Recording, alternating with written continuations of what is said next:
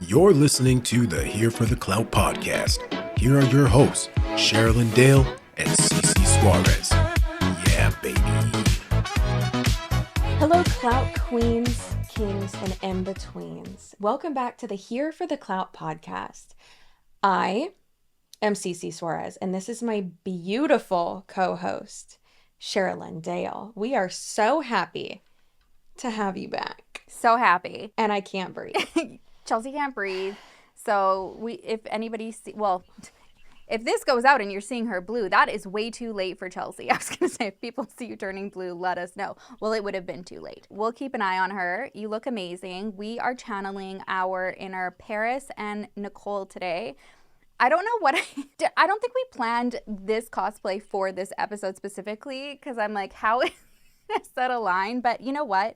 We've been wanting to do it for a while. And there's no rhyme or reason to what we're going to talk about today. So it fits. I like our next one that we're going to do because that one has absolutely nothing to do with the next topic that I want to do. But I've never been more excited. I mean, I'm excited about this one, but I'm so excited for the next one. I am too. I cannot wait. If I was gonna have to evacuate to my mom's house, I'm okay. I'm hopefully not underwater when you watch this. I might be. But yeah, I was gonna go to her house and I had all these crafts for me and her to do. And she was gonna help me make that one for me. It's a lot. She probably still wants you to go. Anyways, you guys are going to love it. We're loving it already. There's been a lot going on. Chelsea's preparing for a freaking hurricane. I have been in the trenches of the topic that we're talking about today. And I'm exhausted. Yeah, I feel you. But we need to get this out here. Chelsea has avoided really looking into the drama so that she can get this firsthand. And you know what? I love that for you. I love that it's all just like compartmentalized. Everything's good. So there's a lot to go through. There's a lot to see. So we're just going to get into it. Today we are talking about Bre Powers. She is trending right now on TikTok. Hashtag surviving Bre. There's literally a whole TikTok page that has now gotten started called Surviving Bre, where people can submit their stories and interactions with her, because this is insane. That's really the only way that I can explain it. Imagine going from no one really knowing who you are to having a trending hashtag of people surviving you and then multiple people coming out with stories about their interactions with you. It just goes to show how heavy, and how insane what we're going to talk about is, for this many people to come forward. So there's, trigger warnings here, too. I mean, I'll give, more specific ones as we get into those topics specifically. But it's heavy. People are sharing some, really traumatic shit that this girl has put them through. I do want to preface with, it's very clear that she is not going through something right now, has been going through there's a lot of mental health there. She admits that, but says that she's been in therapy since 8. And it's like, girl, if that's true, it's not working. For this many people to have traumatic experiences with you, we got to do more. We got to step it up. People want her behind bars is really where we're ultimately going to get to this. They want her arrested or in a straitjacket. Didn't this start with a dating thing? So that's how we're going to start. Okay, so last week, this is how this all started. Bre Powers posted a video on TikTok, and it was her experience. She's saying, she put this guy on blast saying that he was trying to stiff her. He tried to rip her off. He had services planned with her to get his teeth whitened, and he had shown up. There's so much backstory. We're going to get into that, but posted this thing because she's saying that he canceled and that he's not paying the cancellation fee. So she's like, if you don't pay the cancellation fee, I'm going to put this video out there and it's going to go viral. And he was basically like, okay, well, I just need you to leave me alone. So you do what you need to do. And yeah, have fun with that. Yes. Sorry, I have a question already. So did she already had, I'm with you guys. Did she already have a following? Yes. So that's what she said. So she's made a bit of a following off of, I think, TikTok, maybe some Instagram, where she's a business owner in Salt Lake. She has a permanent makeup business where she does like permanent makeup, eyelashes. I don't know if she does eyelash extensions, but she does like teeth whitening. What else? Tiny tattoos. You know, one of those little. So she's like an esthetician, kind of. Maybe. Yeah. I don't know. Yeah. So that she was gonna do his teeth because we'll see why he had offered. She kind of trauma dumps on him, and he's like, well, maybe I'll come and get my teeth whitened, and if you like me and you think the vibe's okay, like we'll go on a date. And it all went to shit. Okay. Yeah. Seems weird. And was he weird? No, I said it seems weird. Oh, yeah. One thing though, too, if I'm looking down and like at my phone, I'm paying attention, I promise.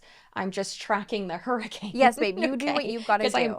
I might have to evacuate right after the pod. So continue. You do what you need to do. Sorry. Don't you be sorry. Okay, so quick shout out to Amber's Aesthetic on YouTube for having this clip that she'd like dirty deleted after it all went viral because I couldn't find it for the life of me. I reached out to a bunch of TikTokers. They're like, I think it's there. I'm going to send it. And then one of them on the Surviving Bre page, I didn't get the email yet. That's okay. They're dealing with a lot over there. They're uploading left, right, and center. Okay, anyways. So this is the clip from Amber's Aesthetics. Yeah, and you agreed to the $199 teeth whitening. You took an hour to show up to your appointment, and I'm telling you it's $100 for a cancellation. You come in, and then you say you're canceling. So I'm saying it's $100 for the cancellation fee for wasting my time. Sounds good. Seriously? And this is also going on Instagram where I have 100,000 followers as well. And in the Mormon dating groups of people to avoid as well. Yeah. So I hope this was really worth it to you. You really wasted my time and my energy today. I hope you have a better day. Oh, well, I was having a great day until you showed up and decided to waste my time. Do you mind if I close my door? I don't mind, ugly fuck. Oh, he's not ugly. He's handsome. He is handsome and like just a psycho. Okay, so this is the tip of the iceberg, you guys. This is the little tippity tip, okay? Wait, can I say one thing? So, not to quote, wait, you like Game of Thrones, right? Yeah. Okay, thank God. Whew, I was about to have to end this friendship. So not to quote Tywin Lannister, but anyone who has to say, I am the king, is not really the king, right? If you have to say, this is going to go on my Instagram where I have 100,000 followers, no one cares. No. Like, what are you doing? Buckle up because does she like clap back or no? Like, is she gonna come for us? I hope so. Oh, I hope I hope so. I don't think she would because she likes to like say a lot of nothing and try to show receipts, but they're receipts of literally nothing. That's my favorite. This is Unhinged, okay? Like this is so Unhinged. Love it. So we'll get into like how they even got into that situation to begin with. Like, I already kind of premised it with, you know, he said that he was gonna go and get his teeth whitened. So at this point, DJ did not have like any social media. So she posts this. Obviously, it's one-sided. Everyone has questions. They're like, what the fuck did he do? You know, like you've got a camera in his face. He's trying to leave. You're yelling at him. And so he specifically creates a TikTok. Love it. To talk about what happened. I'm a 27-year-old small business owner in Salt Lake City, Utah. And I am also Mormon and dating. And I just want a man with a plan. It's literally that simple. Like, just a man that says, be ready by 6 p.m. I'm ready to come pick you up. I'm so sick of this. What are you doing? Are you available? When are you available? Like, I don't know when I'm available. Like, just tell me when to be ready and come pick me up. Like, gosh, like, it shouldn't be this hard. Like, literally. As well. Yeah. So I hope this was really worth it to you. You really wasted now we're my going time into and my story energy time. today. This is where we start. You have a better day. Oh, well, I was having a great day until you showed up and decided to waste my time. Do you mind if I close my door? I don't mind, ugly fuck. So, yeah, I'm done dating. So last week, I saw this girl on Mutual. That's the Mormon dating app, and I'm on there because, like, you know, I'd like to be with somebody with similar values, and you know, used to be maybe in the church, and so they know where I'm coming from, and I'm very upfront about like that I'm not active and all that. So anyways, I see this girl, very gorgeous. She's got like her business information and her phone number's on her profile, and she does like teeth whitening and esthetician stuff. So I texted her and I was like, hey, I don't know if you knew, but your phone number's in one of your photos on your dating profile. I said, maybe it's intentional.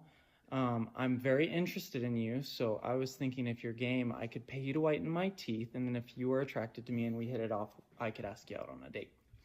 So I sent that on Wednesday. Thursday night, she texts me and she says, I'm getting evicted and I have $2,000 of rent to pay. And she put the dollar That's sign after. So I'm like, oh, I'm getting scammed. That's a fake profile, you know, and that's a red flag. So I like looked her up a little bit and then I was like, oh no, it's like a legit business. This is her number. And so I just sent her a really nice text. Like, you know, things are tough for a lot of people right now. I hope things look up for you.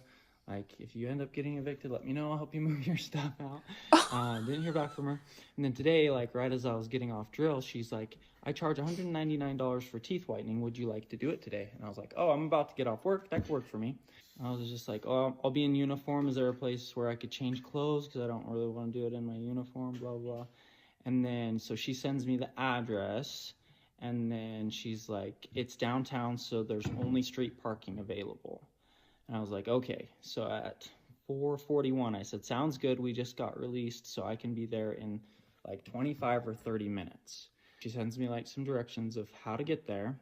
So at 5:10, 31 minutes, I was 1 minute late. I was like just trying to find a spot. And I called her because like there's only a couple spots out in front of her, whatever she rents there. And so I was like around the corner. I called her. I was like, hey, you just see if one of those spots is opened up. And she texted me back. She says, yeah, I have something else to do after this. There's plenty of street parking. I don't know what kind of games you're playing. So now I'm like, oh, I must be in the wrong spot from what she's talking about. So I parked my car where I'm not supposed to be parked in front of her thing. It says permit only. And I walk in and I'm like, hey, I must be confused because I don't see any spots open on the street to park in. And she's like, I told you could park over at the Megaplex with like all this attitude. And I was just like, okay, I'm gonna pass. And so I turn around and I start walking out the door. And this must not have been her first rodeo because immediately she starts filming.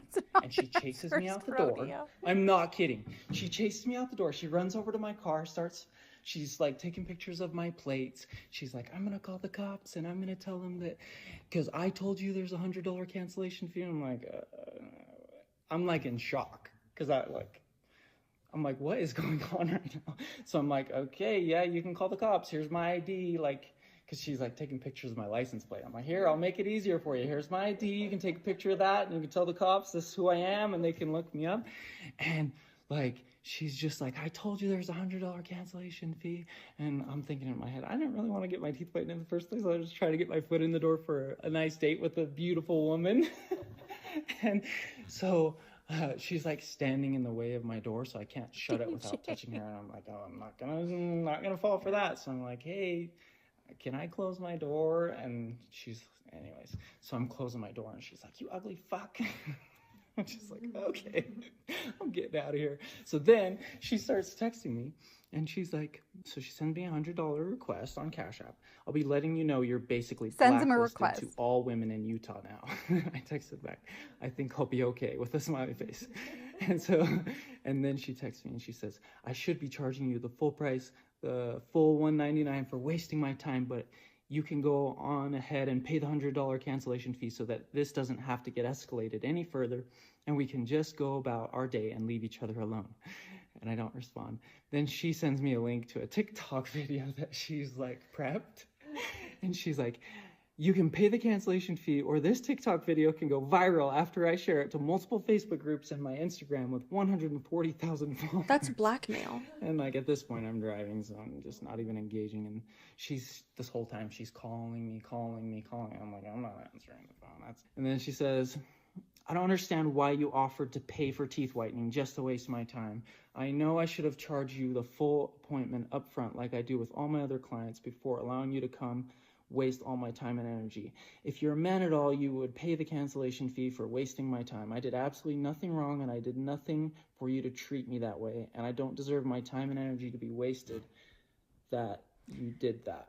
And then she texts me a couple minutes later and she says, sounds like you have a business to frostbite food, so I'm gonna make sure that business does not go well for you. Is that I have nothing to lose, and I probably need that $100 worse than she does right now. So. And all publicity is good publicity. Yeah. Frostbite foods. Yeah, that's how my afternoon went. But I'm gonna be all over the internet in my uniform. I'm sure they're gonna love that. And I think I met somebody possessed today. Like. Okay. And then he shows the. Okay. He shows the text. Do you want to read them? Yeah. He did a good job at going over them already, but poor Deej.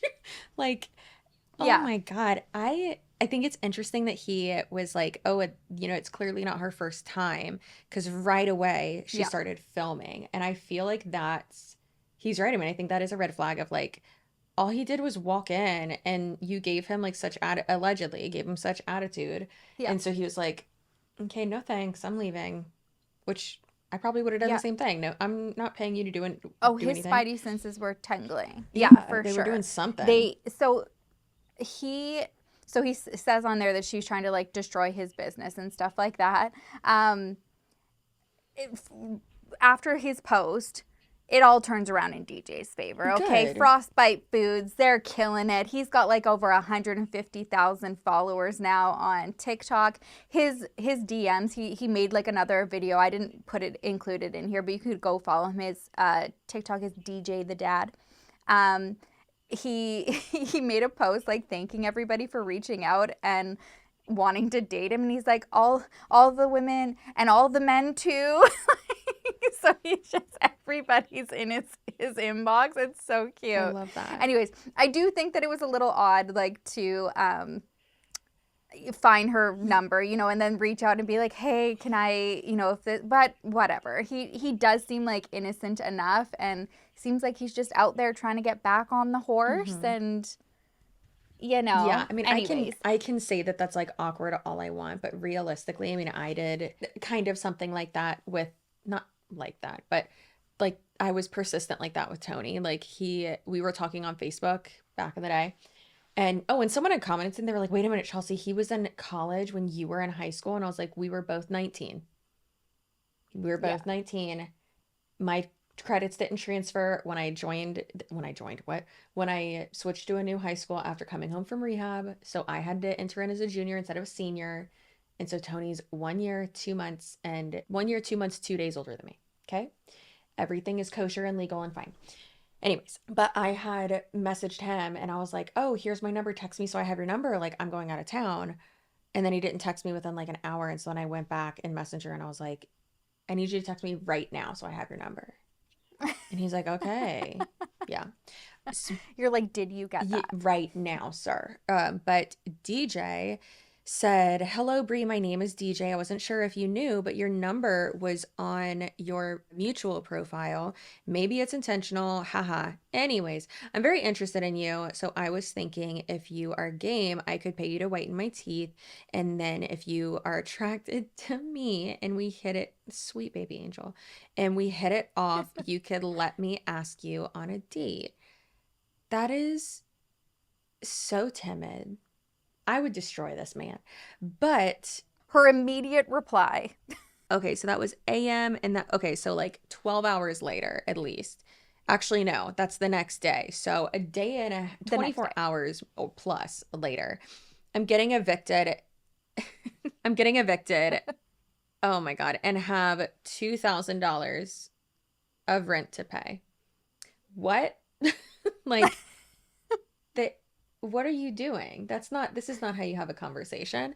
And he said, pretty weird that you put the $sign after the amount. Okay, despite that, I just found your Facebook and now I do think that this is your real number. Haha. Are you all right? Well, I just sent you some words. I'll just send you some words of encouragement. DJ, Sweet Baby Angel. I think she wanted $2,000. Words of encouragement and let you go. Nobody is thriving right now. It is completely ridiculous how much it costs to just have a place to live right now. I'm guessing you believe in God since you have a profile on Mutual. These are crucial moments. Oh my God, she does not deserve your time. These are crucial moments when the world tells us we have every right to turn our backs on him, capital H, you know, him or her, if you will. And I had my own last year, but you gotta have that faith. What he has planned for you. Beyond the horizon is better. Don't give up. If you need some, muscle to help you load/move your stuff, hit me up. Hope you have a better day tomorrow. Sleep well. And then just without even acknowledging that, she said, I charge $199 for teeth whitening. Would you like to do it today? And he's asking some good questions. He said, is it laser or gel based? I did the laser one and it hurt my teeth super bad because they are sensitive. Laughing emoji. I'm about to get done with work in West Jordan. Where are you located? She said, gel based. This is vegan and sensitive free. And he thumbs up it and she sent a location and she said, I'm downtown Salt Lake City. Would you like to come get your teeth whitened right now? She is all business. And he said, and he said, I'm in uniform. And the only change of clothes I have is my gym clothes from earlier today. But if that's okay and you have a place to change, then yeah. What's the parking like? She said, it's downtown, so only street parking is available. I think there is somewhere I can let you into the main building to change probably. He said, sounds good.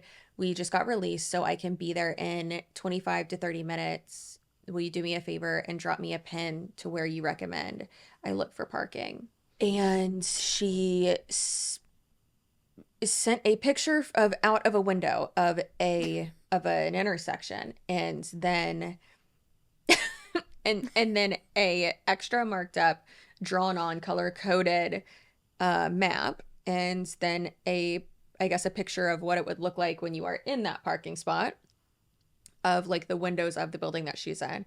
And he said, thumbs up. I'm just going to try to find a spot. And he said, will you peek outside and see if any of those spots have opened up? And she said, yeah, I have something else to do after this. There's plenty of street parking. I don't know what games you're playing. It's been an hour. Ooh, and I love that he just did that. He just swiped over to see the time. Okay, yeah, it wasn't an hour. What is she talking about? Bre never knows what she's talking about. So that's just, I mean, I'm not surprised. Yeah, he said, I can be there in 20 to 30 minutes. And that was at 4:41. And then she said it's been an hour at 5:19. Oh my God. Michaela Naguera, it's 5:19. Yeah, so that's fucking crazy. And then she, sends him the video, and he, sweet baby angel, he really did show her his ID. Yeah.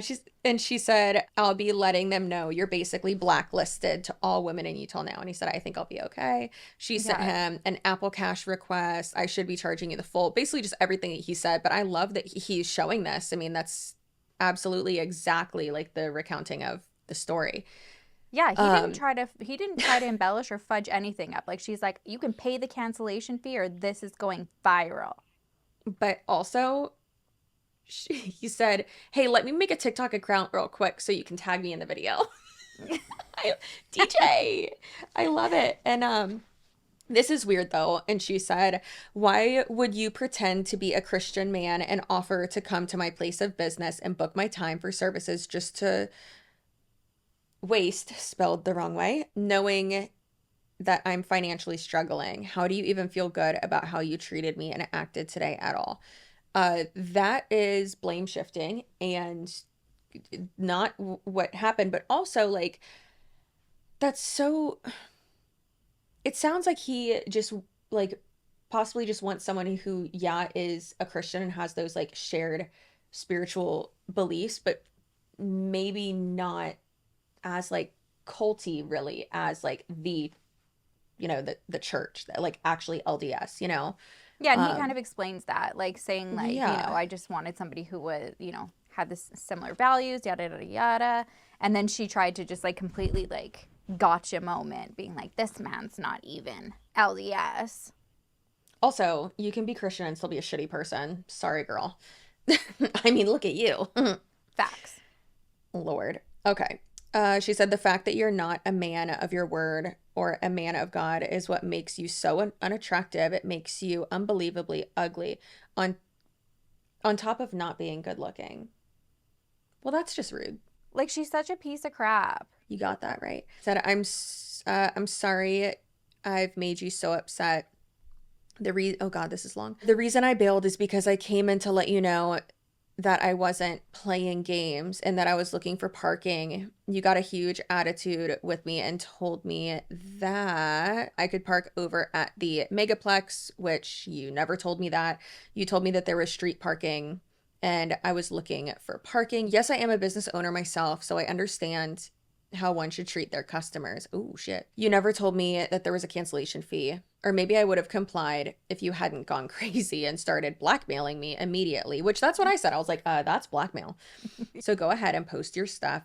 My usernames on both Instagram and TikTok are Deej the Dad. Maybe I can get some followers. I'm blocking your number now. I hope you feel better. And he did. Then she basically like him. blows up everything. We don't even need to like read the next text because we're gonna see this unhinged behavior play out in our next little section here. She texted him from a different number. Yeah, so he blocked her and then Psycho. he blocked her and then she texted him from a different number, and this is a pattern. Prior to us going there though, so this is her reply after DJ. After his post.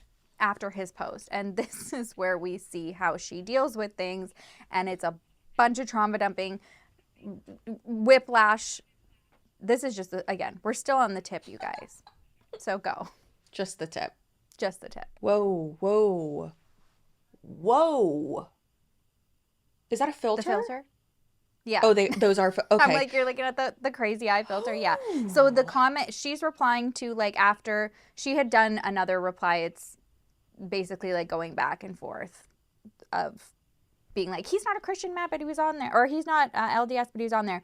So this girl commented underneath, and then so this TikTok post says, girl, are you okay? If people in your real life know you, I hope they see this and intervene, because she's, we're hearing the story and this is unhinged. So this is her reply to that comment. Those eyeballs are giving the villain from Who Framed Roger Rabbit. Oh, yes. The one who goes, remember me, Eddie?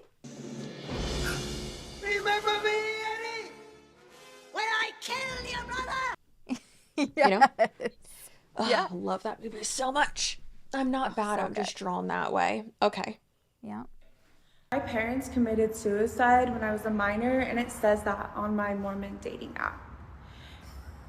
He literally is lying, and it's so blatantly clear.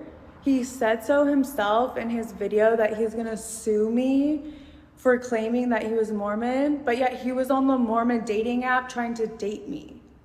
What? How does that make sense?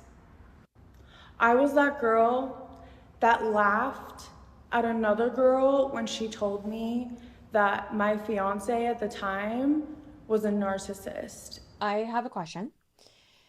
Yeah. 12, a billion questions, but this is completely unrelated. Have you ever tried to have a conversation with someone who's completely barred out? Yeah. Yeah. Oh, yeah. Okay.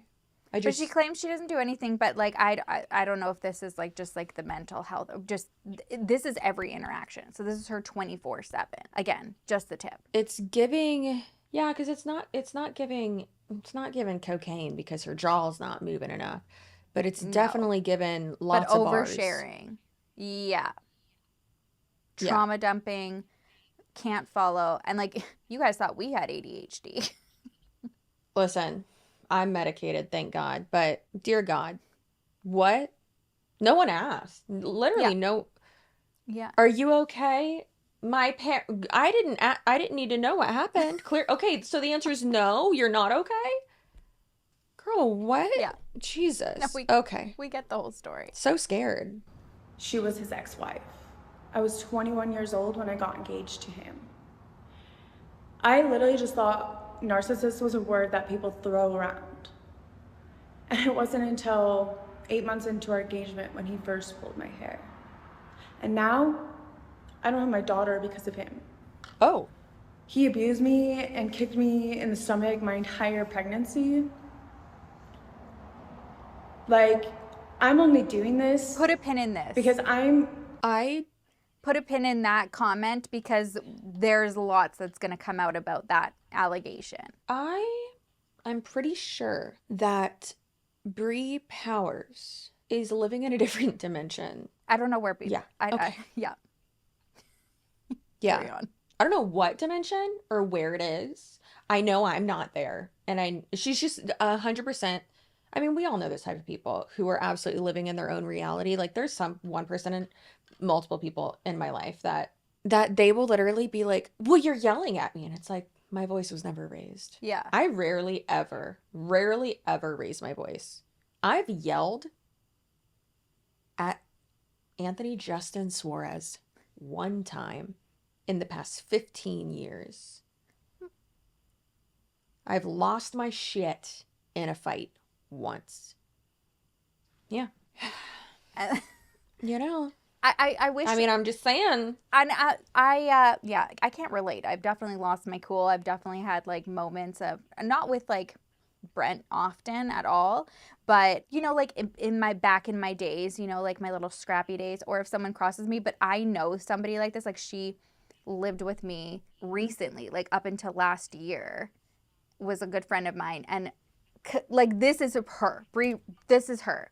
And then me, I did lose my shit to be like, girl, you don't know what reality you're in. You're making shit up. You're lying like right to my face about shit that you're saying that I'm saying. Like you're unstable.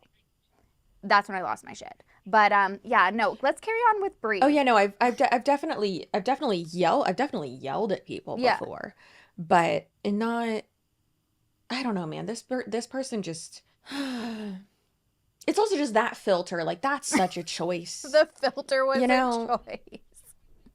Carry on. I just feel like she's going to start being like, remember me, DJ?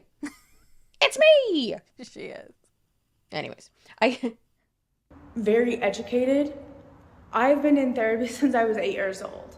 Like, everybody on here telling me, go get therapy, da, da, da, da. Like, yeah, I know, I'm crazy. Like, we all are. I've been in therapy since I was 8 years old. I'm diagnosed with ADHD. Everyone in my family thinks I'm crazy. Like, I'm literally the... Hold on. I'm very girl, you know I'm about to fucking psychoanalyze this bitch. Past just the filter. I'm very educated, but... And then continues to... And, like, also, I didn't know what narcissism was. But saying that you're very educated regarding... And like, it goes back to being psychology like you don't have to say, like, if you are really educated or, like, if you're very wealthy, like, people don't say that if those are facts, right? And yeah, and then to be like, I am crazy, I have ADHD, and girl, I get it, you know, like, it's not the best to deal with, but this is not ADHD. Again, the therapy is not therapying at all. There's more to this. Yeah. Well, she could be not. I mean, obviously, yes. There's literally like 2 hours longer or more of this, but from like what I've seen from this person and like heard, you know, whispers on the internet about her here and there in comments and stuff, it's giving, we are not medical professionals, clearly.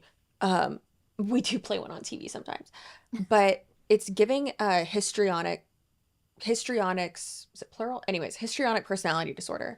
And the only reason I'm okay with saying that as not a professional is because I was misdiagnosed with that. When really, I just have anxiety, depression, ADHD, and autism. Okay. All right. Anyways, what's your diagnosis? That I get them confused. I have like, well, I've been diagnosed with depression, but then we found out more, it was like more of an anxiety thing, and then my antidepressants was like masking it. So then after I had my middle daughter, I was like, oh, I'm not depressed anymore, and then I wasn't on medication, and it was like severe anxiety, and then in between the anxiety and the depression was borderline personality disorder.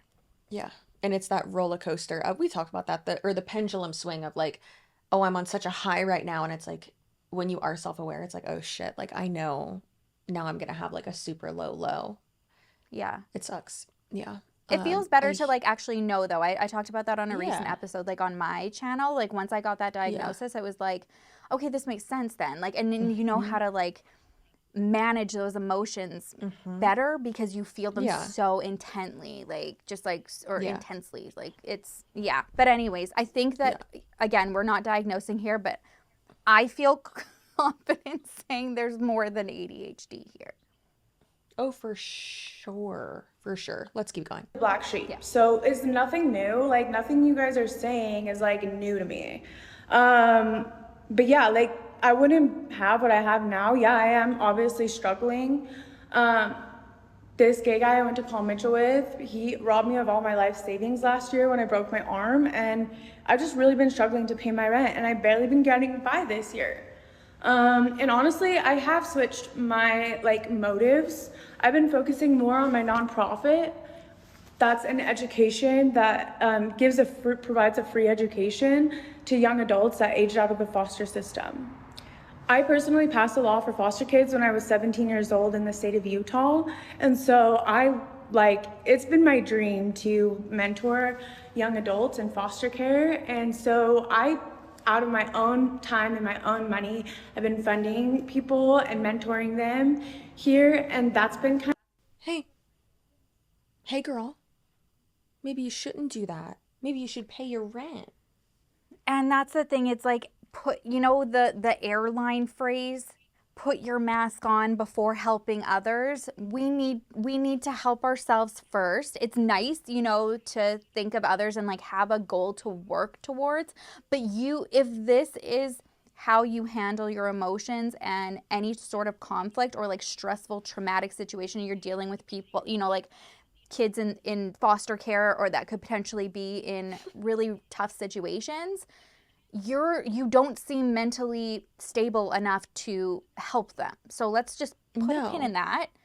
Get ourselves better. Put the life mask on, or what do we call it?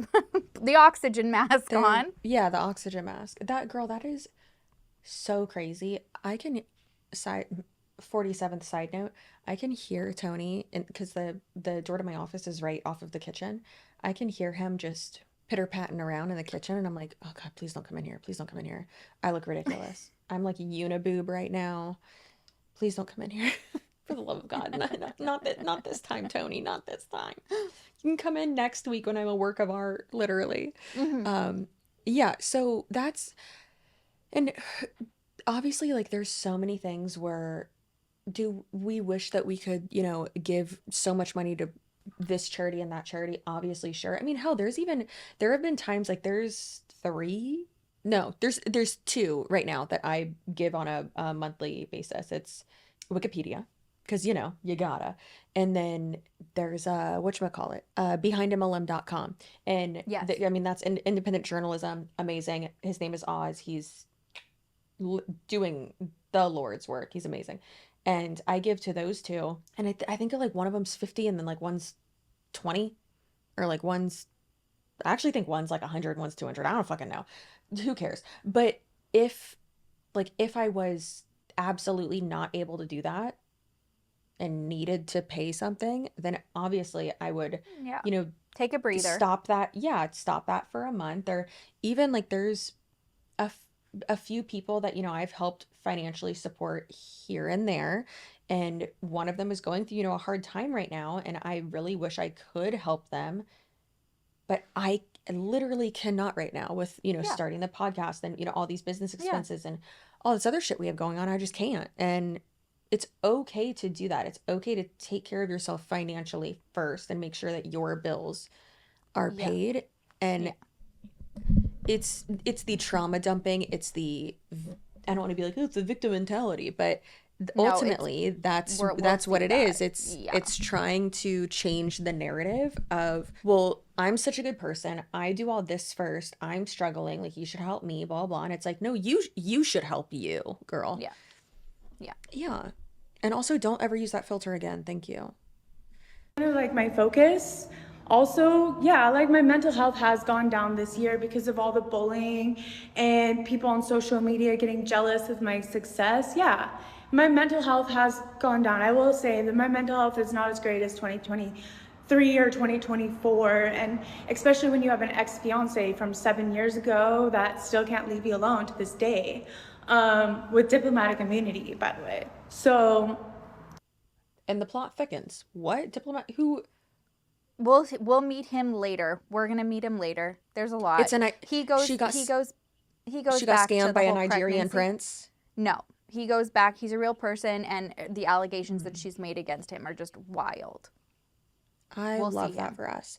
But also she's like, they're jealous of my success. You just told us. Does she forget like the last sentence? You I think just she told us does. that you're broke and you have no money and you're really struggling financially and like professionally. But people are jealous of your success. What success? What are you The talking highlight about? reel, I guess. The highlight reel. I don't know. Girl, it's a dumpster fire. I love it, but it's weird. yeah, Yeah. the fact is, I'm willing to take accountability for the parts that I played and the role that I played in it. Yes, I swore. And yes, I called him ugly, and that was wrong and ugly of me to do. But I posted that part, so clearly I was willing to take accountability. I just noticed her extensions. Jesus Christ, Chelsea. Listen. I just noticed. Listen, I might have squeezed my rib cage to get into this. You guys, this right here, this is where the cup is. This is where the cup ends. My boob ends down here. There's like a full 2 centimeters. That's not 2 centimeters, you dumb bitch. But those extensions should be illegal. Yikes. That's all you got. That's all I gotta know. Oh no, wait, I told you to tell me to keep my hair up front so you don't see how half my armpit is my boob. Oh shit, I forgot. Sorry. Forgot. Guys. Okay. Yikes, man. Those are rough. I'm scared. Clearly I know where I went wrong. Oh my But I god. did try. Those are awful. And I genuinely was Sherilyn. trying to give him an opportunity. So I can't unsee them now. I normally do take a deposit, so next time I will do that. I just try to give him the benefit of the doubt because he did find me on the Mormon dating app. So he was talking all Christian-like and holy-like and everything. But basically, yeah, I like explained it very well. Like I said, there's street parking there. The first thing I mentioned to him on the phone was the megaplex parking, and instead he purposely parked right here where he knew is just resident parking and walked in. He came inside. I was standing like right there, and then he was like standing right there, and he was asking me, he's like, I don't see the street parking, and I was like, it's right there.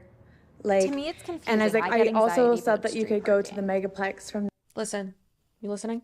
One thing that I love about our new car is that it has cameras all over, and it knows, because it is super smart. It knows when I'm in a parking lot, and so it like, or like when I'm turning. So I love feeding my tires to curbs. I haven't done it in a long time, but I used to do it all the time. And now I will never do it again because it's like there's a fucking CIA drone above my fancy car. I love it. I'm not in like a luxury car. I'm in a Toyota Sequoia and I feel I'm in a tank. It's amazing. But yeah, parking gives me anxiety too. I hate it. I'm Like- that person. I look at the menu. Mhm. I look at the menu before we go somewhere. I look at the parking. I look at like what the seating is. And of course, if I'm going on a trip with someone or going in, like, I need to know what the sleeping arrangements are. That's why I specifically asked you. I was like, are you okay with sharing a bed with me if we have to share a bed? Did we get a king size bed or did we get 2 queens? I don't know. I don't remember. Guys, we booked it. We're so excited. I We're can't gonna freaking cuddle. wait. We're going to make so much content. We are going to burn the city to the ground. Okay. The beginning as well. So I don't understand why it took him 30 minutes to find parking, and especially because he knew that these said residents and that he would get towed there. Like literally, this is the thing that I sent him, like the picture that he's showing on his receipts and texts. Like how is it that hard? Please explain. It's hard. Like there's 3 parking. Are you super uncomfortable that she just left her space with the door open? It's just like, I'm showing you the parking. This bitch is a block and a half away, and that door is just open. Also, it's like she's making it seem like he just walked in He just walked in. I was standing over there. He was standing over here. First of all, the door was probably open. Second of all, he had an appointment. He had an appointment. You wanted him to walk in. You're actually mad that he took so long to walk in. I can't. Yeah. So why are you making it sound like he's breaking and entering? I don't Crazy. know. The spot's right there. And I literally told him from the beginning he could just park in there and I have a ticket for it. Please explain to me why it was necessary for him to text me, to ask me to come outside of my studio, to point to him and show him over there where the street parking was right there. Please. He was clearly just looking to waste my time and my energy and looking for any excuse to bail out and make me the bad guy and play the victim. And you're giving him exactly what he wants. He literally asked to have me tag him in the video. He literally said he was hoping he would get TikTok followers from this. So quite literally, you're giving it to him. And ladies, just be safe. Yeah, like be safe. I don't really care about him, but the whole point of me posting the video is because I know that other women like me, that are smart and educated and like high value, are going to go to their extreme depths to make sure they're not messing with a complete narcissist or some like man that's gonna ruin their life. Because if you pick the wrong one.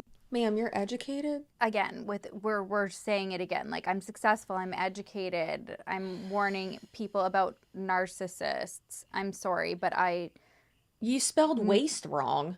nothing that I saw from old Deej, and I you know, none of us can diagnose. I mean, you didn't spend enough time with him either to diagnose and say that he was a narcissist. And she knows nothing about him. Like, literally knows nothing about him. No. That is so crazy. Yeah. I hate it. They will mess with you forever.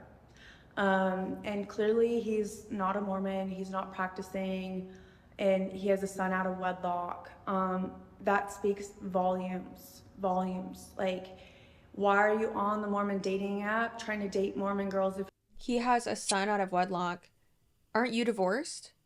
Don't you have a kid? No, she was engaged. She's not divorced. She was engaged and then was pregnant. And from what I understand we'll get into this though, but like was pregnant by the person I believe that she was engaged to. Then he was not interested. She wanted to date her new boyfriend. He wasn't comfortable with her being pregnant, and the pregnancy was terminated very late. Like, we're talking 7 months in, went to Mexico. Yeah. You guys, this gets insane. I was about to say that's not like legal, but Yeah. Holy shit. Mm-hmm. Also, please educate, not to get on my soapbox, please educate yourself on women's rights, on all that, because I know there's going to be people who are like, they're eating the dogs, they're eating the cats. But no, people being like, oh, well, it's, full term abortion. And it's like, that quite literally doesn't happen. That does not happen. That does not happen. So please educate yourself that I believe it's around 80% of abortions happen by actually just taking the pill. I've taken the pill before. Don't look in the toilet, girlfriend. Don't do it. Do not do it. It'll spook you, and make you cry. But yeah, it's okay for you to make that choice. If you don't want to make that choice, and that is not your choice, don't force that choice and to have that choice on other people. Thank you very much. Sorry, my uterus spoke, okay? It spoke. Anyways, if you don't like abortions, don't get one. Also, go fuck yourself. Okay, sorry. Let's keep going. you're not Mormon and you're just gonna degrade them. Anyways, this is the last video of attention I'm giving this loser. And I hope that you guys all have a better day as well. Yeah, kisses. Girl, just wear a wig. Like just wear a wig. Come on. Are you Now wearing- I couldn't unsee them after you pointed out the extensions. So, okay. Wait, hold on. Can you imagine what those extensions look like from behind? Like the girl that was living with me. I need to know. I need to know more about her. I'll give you the tea. We need to have a meeting. Okay, so that was we don't know what Bre, we still don't, we're still here. We don't know what Bre was trying to accomplish with all of that, but it completely backfired. So you know how she was like, oh, like you're on this dating app where I'm going to expose you. No one's going to want to date you. So when DJ posted his video, the owner of the Mutual app stitches it and is like, Deej, we saw your experience. Like, we're so sorry this happened. She's not welcome on the app anymore, and kicked her off. Okay? So she's not on there. What a clout queen. Listen, I'm not all about we've said it before, you can be Mormon and not be culty. Mormonism, when you're following it that like strictly and all that bullshit, yes, that is extremely culty. But also, like, if you're not on the culty side of Mormonism, baby, just go to like being Presbyterian or some shit, you know, like calm down. But yeah, that's Clout she was queens. like, love that. Gotta get out. So yeah, she replied, so that was hilarious. But then after DJ posted his video, just this slew of shit comes out. And it started with another fella who also had to create an account to share his experience with Bre. So let's buckle up. Buckle up for this guy. Bitch, I'm buckled. I'm nips to the sky. I'm ready. What is with all of these Mormon men and the great hair? I'm Really looking good at you. hair. I'm looking at you, McKay from Jordan and McKay. Really good hair. Do you watch them? No. Jordan and McKay are amazing. You need a video that I suggest people. Okay. You, my drink almost just fell. I'm so excited. You and thems. If you do not watch Jordan and McKay, please do. We will have them linked down below. They are amazing. We love them so much. They are truly clout queens and kings. They are awesome. They're ex-Mormons. They left and have been exposing all the shit, all of these special underwear, all the craziness. Oh, and God. A video, whenever, you know, you have like if I wanted someone to watch your content specifically, I would say to go watch the Lacey Peterson, really Scott Peterson, but Lacey Peterson video, the most recent one you did, where it's so fucking good. I will literally watch it again tonight. And, you know, you have like that like queued up, like, oh, this is like the best. You got to go watch this shit. But for them, I would say their Ballerina Farms video. Oh my God. Oh. So good. So we'll have that Okay. link down below too. They're amazing and I love them so much. I will send them a Clout Queen clapper board for them. Yeah. By the way, would y'all like an update on that? Katie Joy, it got delivered. She ignored us. Also, Trisha's got delivered to her front door, which is actually impressive because usually it goes to their gate. So I don't know. I included stuff for Moses and for Oscar in there too. So I did that specifically so that like maybe they would be like, oh, this is also for us, because I've heard that Moses opens like everything and gets all the packages. Aw. But yeah, so I was like, manipulative. I got this. But then also Jessie got hers, Lily got hers, and yeah, so that's it so far.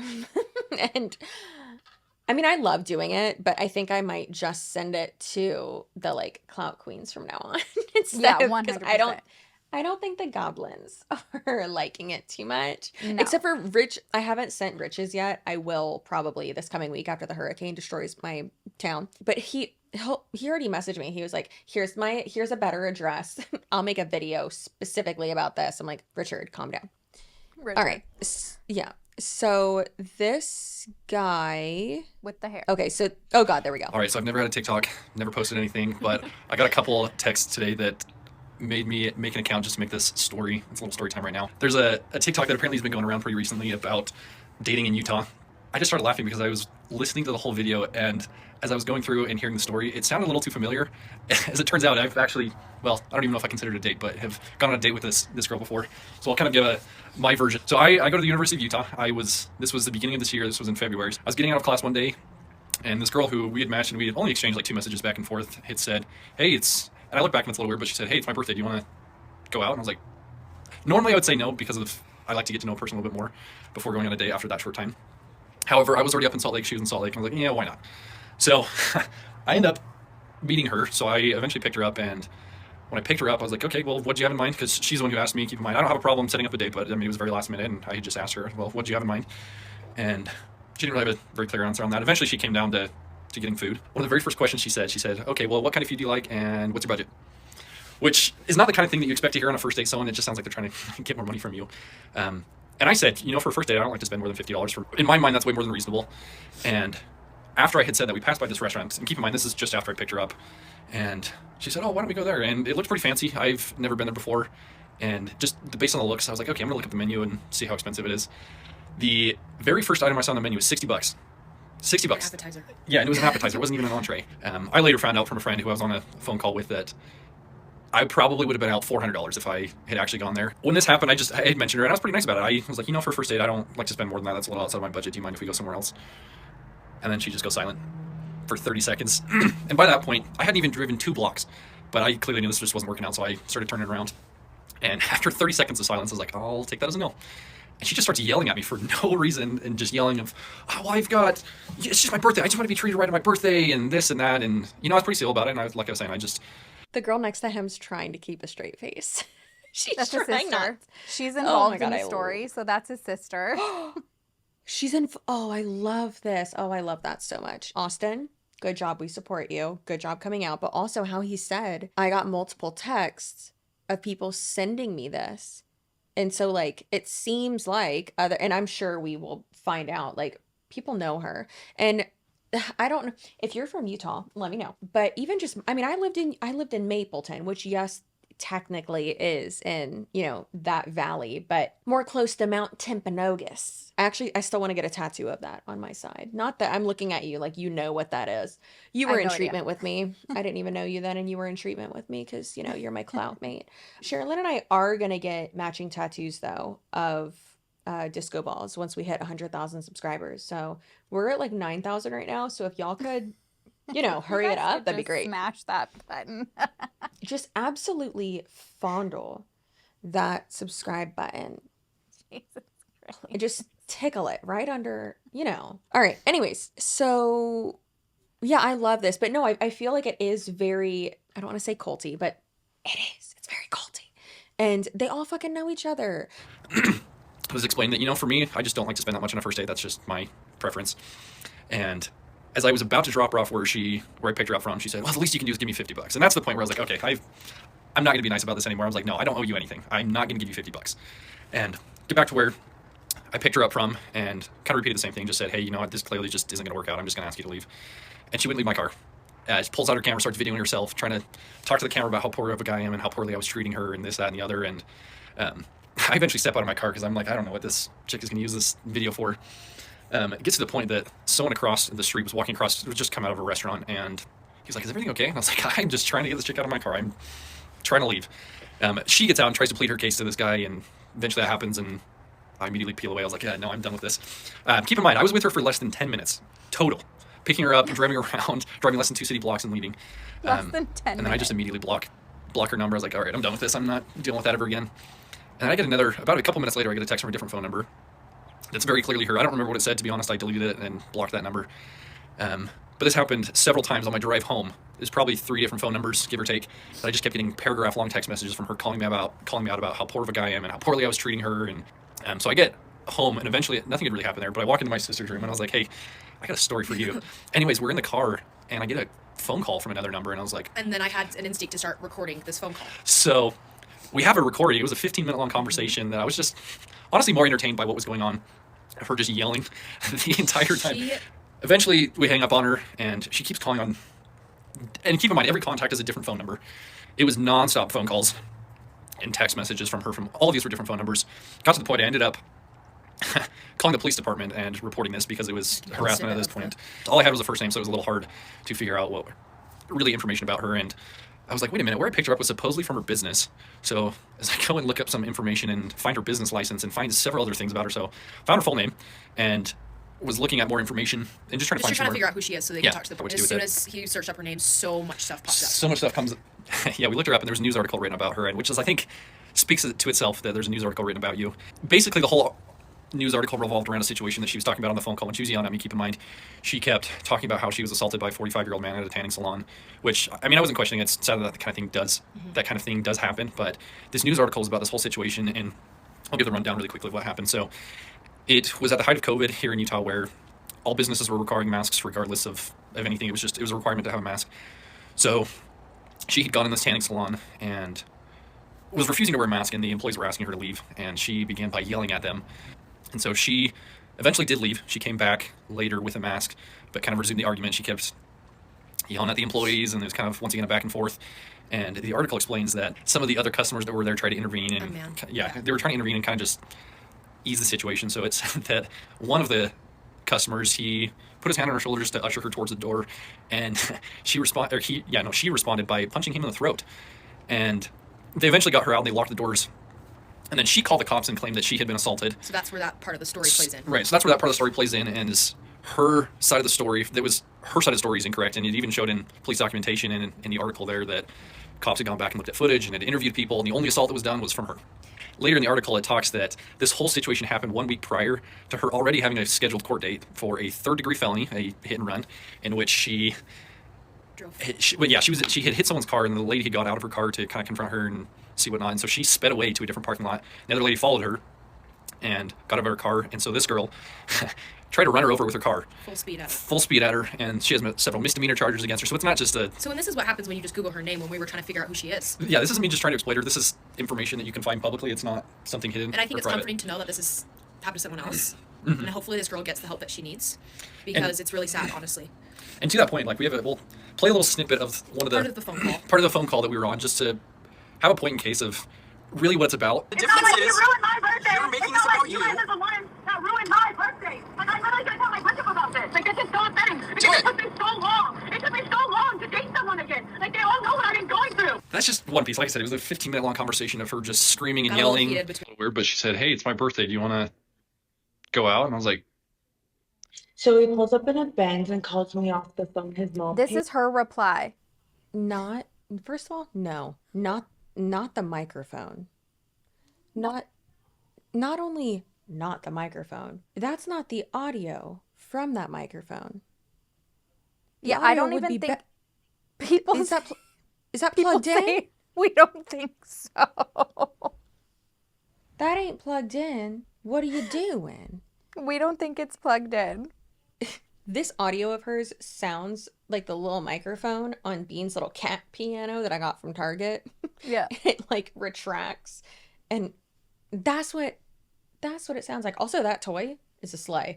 It has made me want to learn how to play piano. Oh. I'm buying a piano. I don't know what's happening. It's fine. Chopin who? Anyways, also one thing that I just need to get out there, because right when she said this, she said, "You ruined my birthday." They know it took me forever to like date again. This is your first time ever meeting this person. You're not 10 minutes. You're not less than 10 minutes. You're not dating him. Also, I cannot state, there's so many points here. There's nothing wrong with just grabbing drinks for your first time meeting someone, for going on a first date. Like, that's what I would want to do. Maybe it's just that I'm in my 30s and I'm not trying to waste your time. You're not trying to waste my time. I've also been with the same person for 15 years, so I'm an old bitch. But like, then there's like that, there isn't that commitment of like dinner and you're not waiting around. It's way more casual and it's way more fun, personally, I think, instead of like dinner or meeting for coffee or like, hey, I'm gonna like go for, I don't know, I'm gonna get coffee and like go for like a walk or something. I don't fucking know. That's kind of weird. I don't know. But again,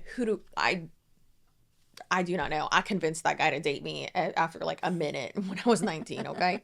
But like that is insane. And also the entitlement of, oh, you owe me $50 or like it's the least you could do. No, your time is not that valuable, my girl. Like, yeah, if this was like a super riveting conversation, then sure, but I'm sure it wasn't.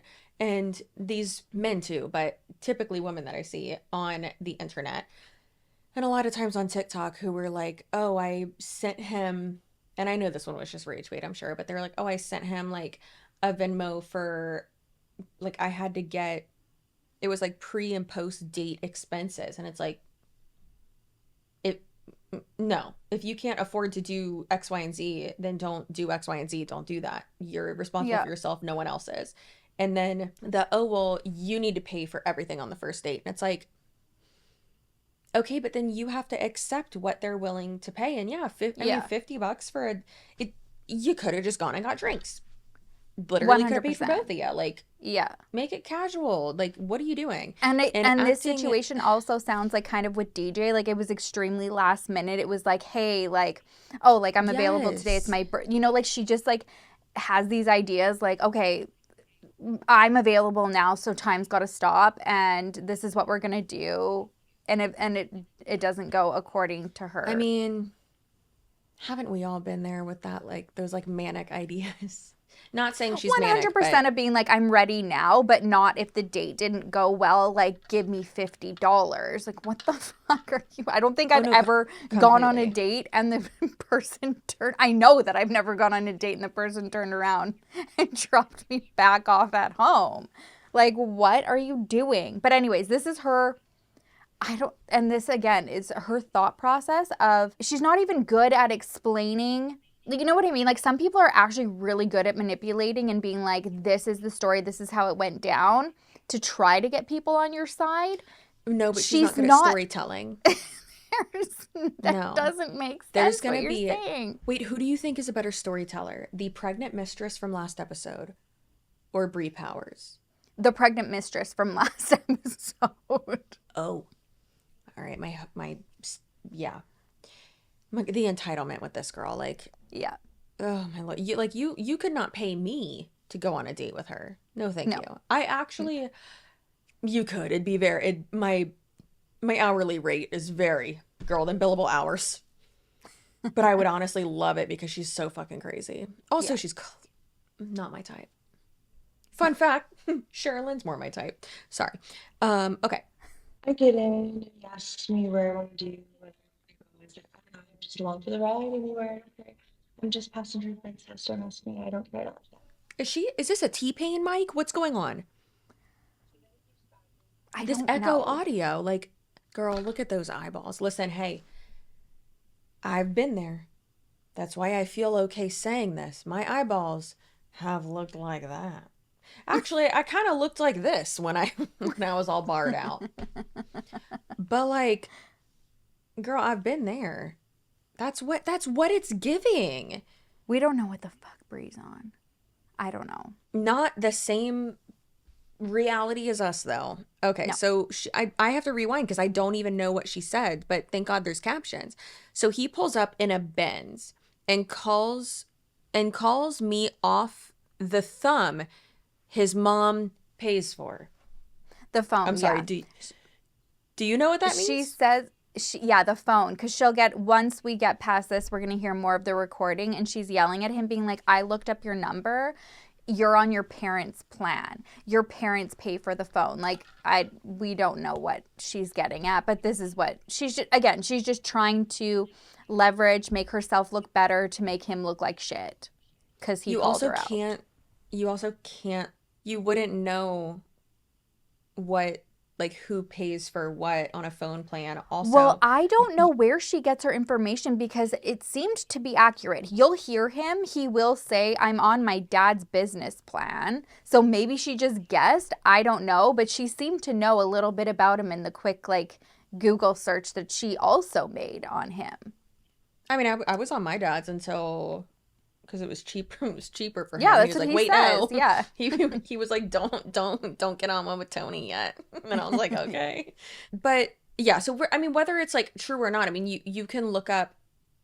Like, I know there are people who have texted me, and it's like realtors or something, or called me and been like, oh, you own this property, and it's like, no, I don't. That's my sister's house. Or like they'll text me and be like, hi, insert brother-in-law's name here, and I'm like, no.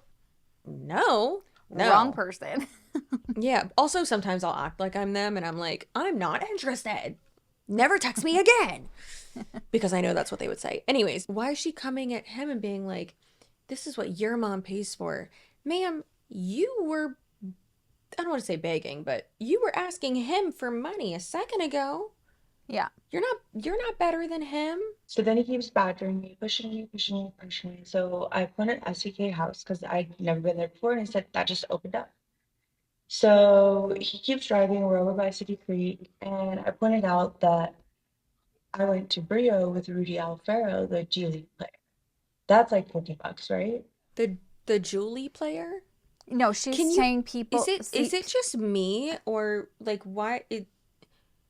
Sherilyn, She just talks.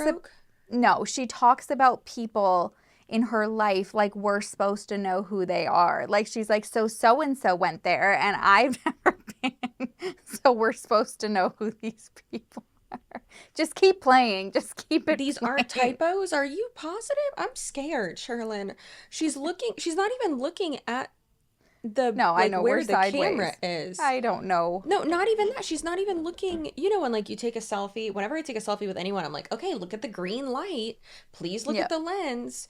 And they're like, okay. Like looking the opposite way. Get it together. So he turns around and he takes me directly home, and he decides that I'm a gold digger. So takes me home, very rude, very disrespectful. That little girl, that 18-year-old girl that with that 22-year-old kid, they didn't even like listen, hear me out. They just screamed and hung up on me. But yeah, basically he called me a gold digger, and I was like, oh, but your mom pays for your phone bill, your daddy, that in your dad's Benz. I'm just a few years older than you. Both my cars are in my name. I'm a bit. First of all, bitch, you just said your parents are dead. So, I mean, who else's name is it going to be in? Duh. But also, damn, Chelsea, calm down. But she said he's 22. Yeah, so I think he's 25. I'm not sure. But then the 18-year-old that she's talking about is his sister. So that she's trying to like rope in the sister because they were all on this speakerphone together. When she's yelling, like the sister was recording his phone in the car while she was going off. Because, But so even, I don't know, it's weird because it's like, oh, well, I'm a business owner, I'm this, I'm that. But it's like, yeah, but you're also on here trauma dumping and playing the victim and putting all your shit out there, being extremely unprofessional and acting like, you know, I'm so successful. Oh, I can't pay my rent. Well, then you're clearly not so successful. Yeah. What are you doing? But we don't know. I don't. Clearly not using the mic correctly because again, is this one of those T-Pain mics? You know what I'm talking about, right? Yeah. One of those. That's literally what she's talking into, but it's not. It's like an actual mic. And it says it's on. Maybe she didn't have the source input incorrectly. I don't think she did. I don't know where it's plugged in, but it sounds like she is a raccoon screaming into a trash can. Yes. That's what she sounds like right now. That's it. Business owner, you were the only person that actually I told it was my birthday. It was really upsetting because I literally told you that a new conversation could spark an idea for my business. And it really did dampen my mood, and it really did attack my mental health. And it really was my birthday. I turned 27, and all I wanted was to. Ma'am. So once again, literally every like syllable this lady says, is super contradictory of not even the last sentence, but the last 3 words. Like she had just said, you're 22 and you had this 18-year-old with you.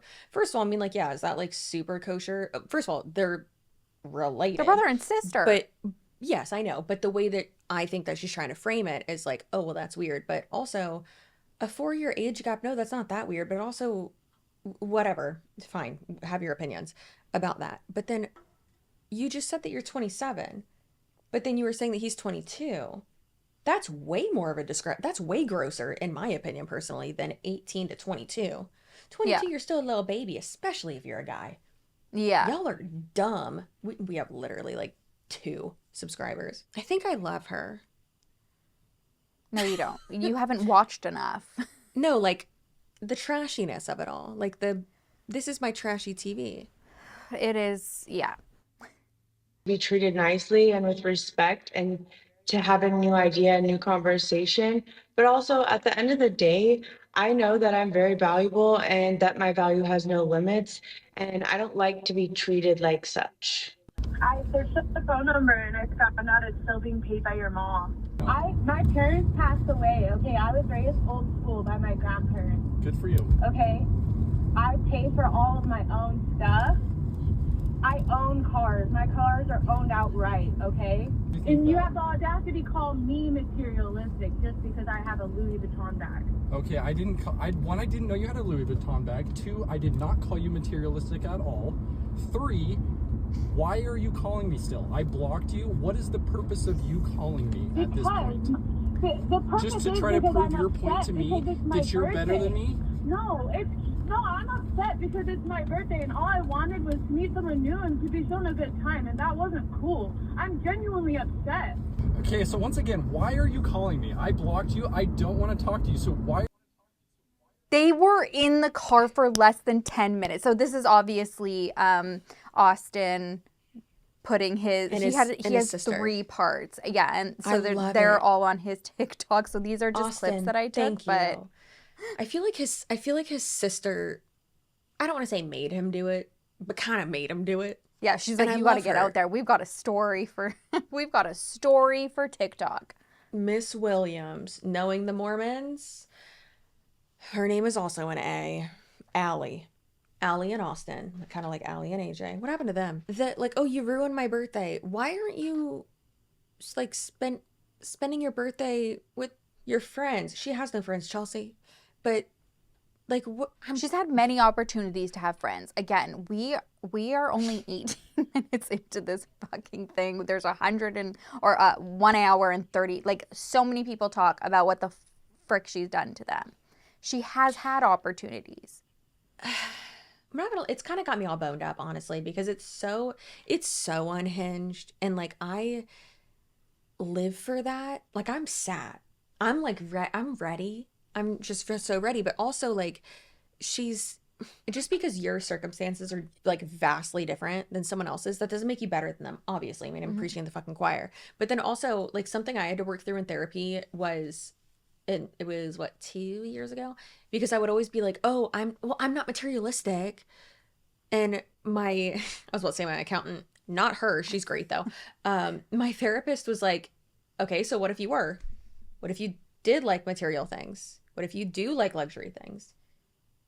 Who cares? And I was like, yeah, but then people, have this perception of you, and they like will think, that you're greedy or you're dumb, or like being materialistic is a bad thing. And she's like, no, it's not. She's like, what if you just have an interest in a designer or like collect certain things, or who cares? It's your money. Yeah. How you spend your money does not affect anyone else. Yeah. Like within reason, obviously, but like on material items, like that does not affect anyone else. Who cares? Yeah. And it was girl. That was like such a breakthrough. I was like, oh my God, what? It was insane. But I don't think, I mean, we're past the point of understanding that this girl needs to go to therapy, because clearly, but I think it's completely past that of even how she just said, you call me materialistic because I had a Louis Vuitton bag. That doesn't make you materialistic. Yeah. Or a bad person or greedy. No, and Come then on, what it's you're saying too, it's like she's probably in a her never head full. too. Yeah, like maybe it's like a sore point for her, obviously in her head. Yeah. But she's made it up. Like, and he even says it. He's like, I didn't Exactly. even know that you had that. Yeah. What are And you it's talking funny, about? not funny, haha, but funny, interesting how she even, like, she was the one who brought up his car.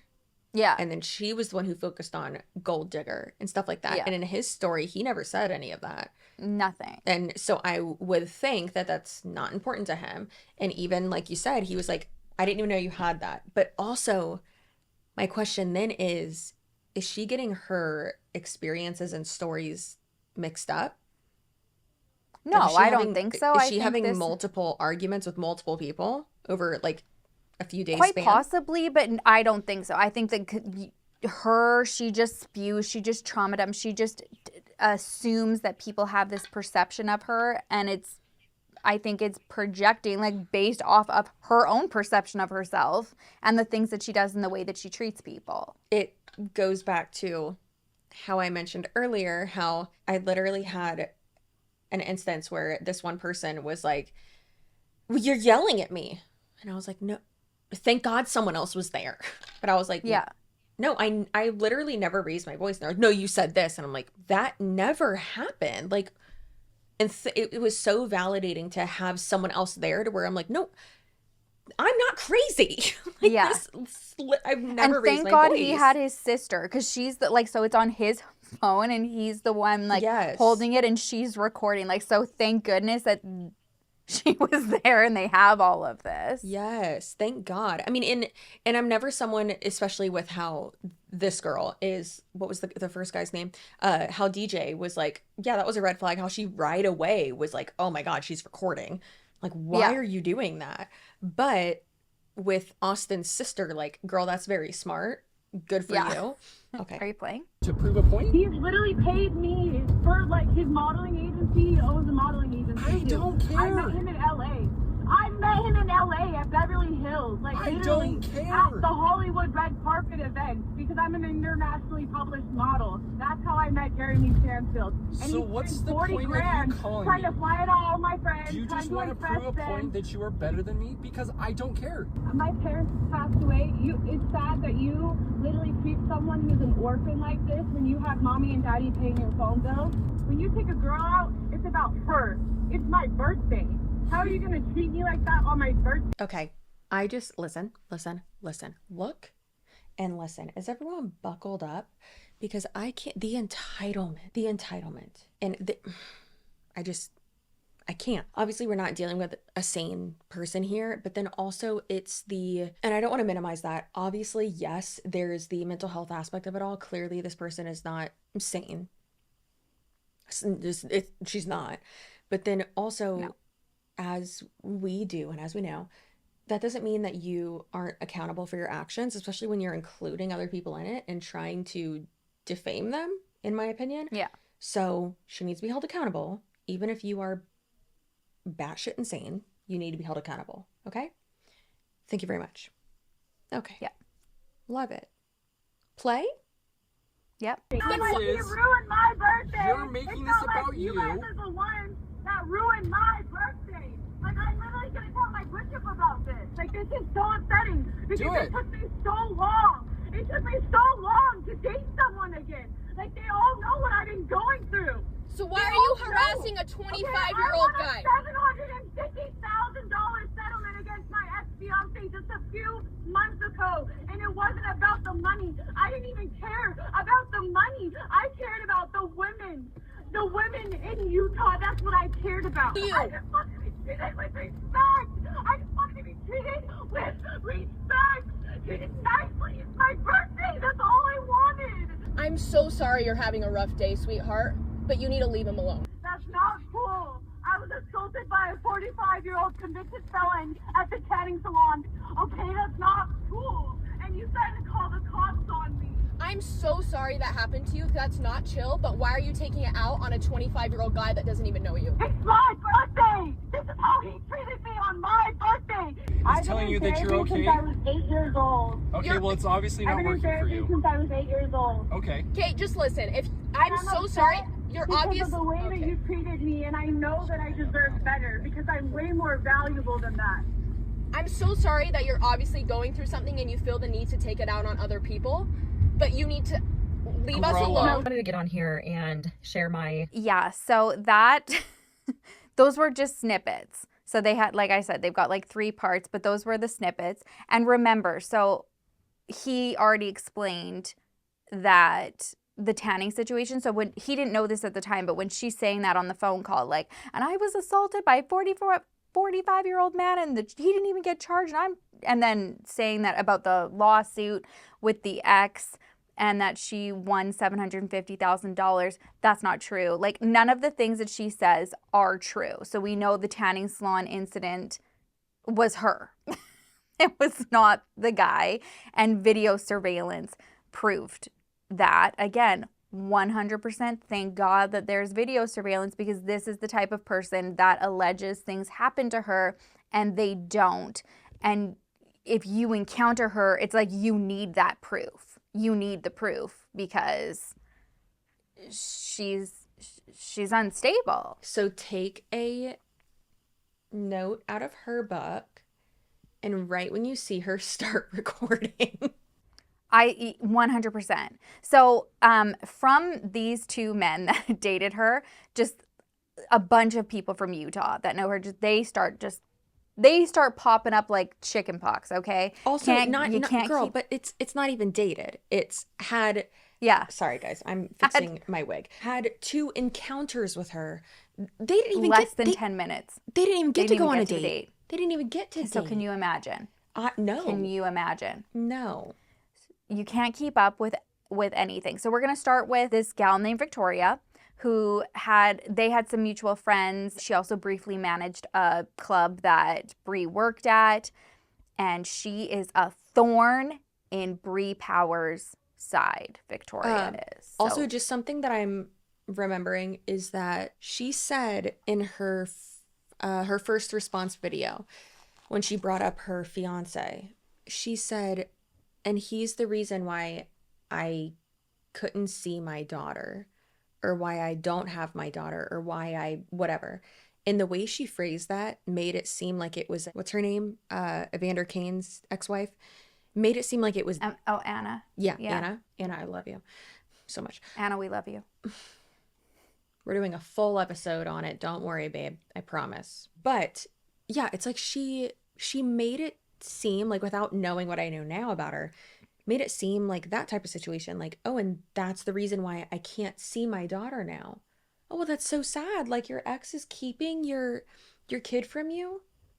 No. That child does not exist. No.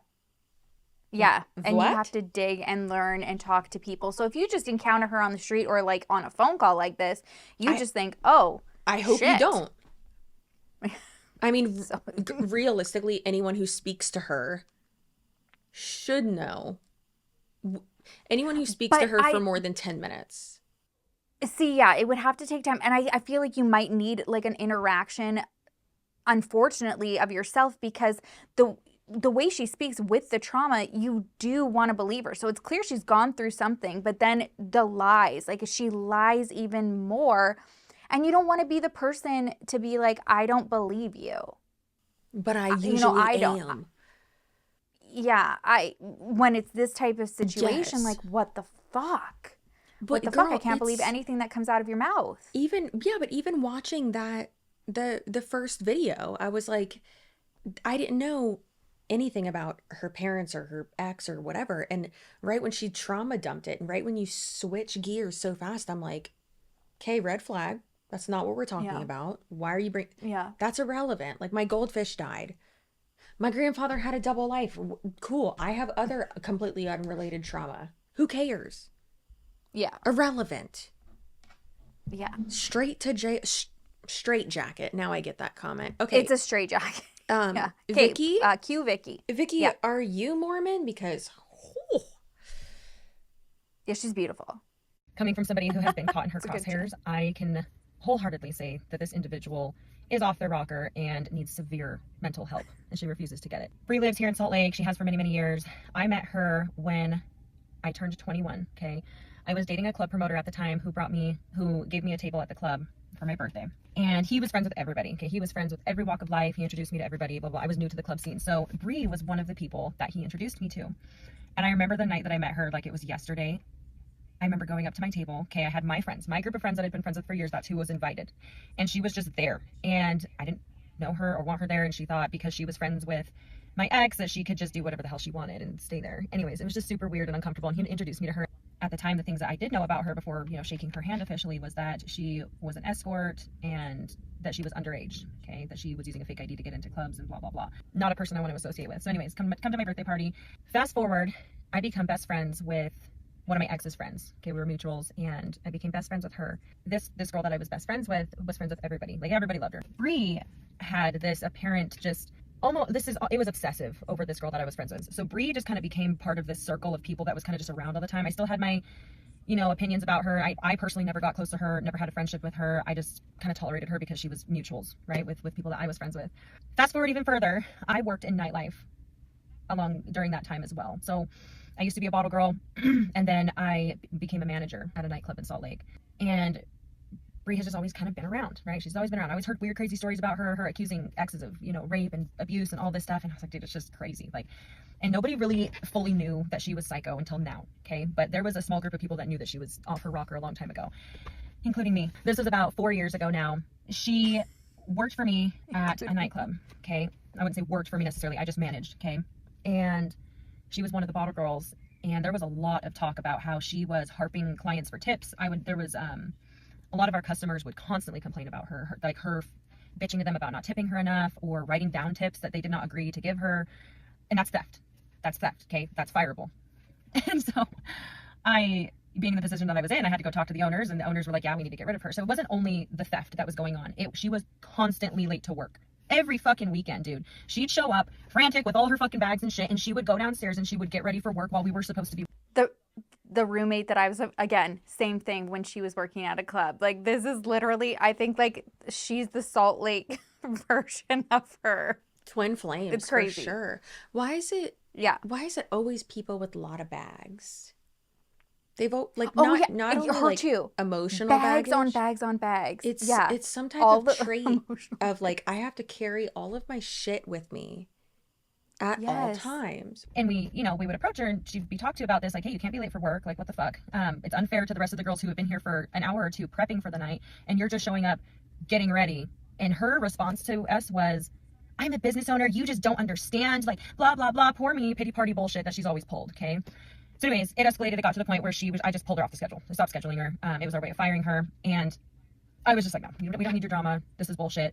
Especially when most of the people that we worked with are single moms putting food on the table for their kids or whatever. It's like, we all have our own struggles, but we still manage to be here on time and take care of shit. So I take her off the schedule. She's not coming in anymore. I'm just like, no, I'm hoping she just goes away in peace and just leaves us the hell alone. That sure as shit did not happen. I knew better. She goes and she files for unemployment. She tries to sue the club. And she hops online and just berates me, just goes on for like weeks. The craziest things I've ever heard about myself. She said, so I was friends with one of her exes back in the day. And this particular person is another person who she claims that she won like a $700,000 lawsuit with, which is not true. She claims that he raped her and beat her and all these things. And she says that he's not getting charged with anything because he has like military immunity or something. I don't know. It's a whole fucking mess what she says. And none of it's true. I've been friends with this person since long before I met her. One of the claims that she made about me was that I was sleeping with her ex at some point, which is absolutely not true.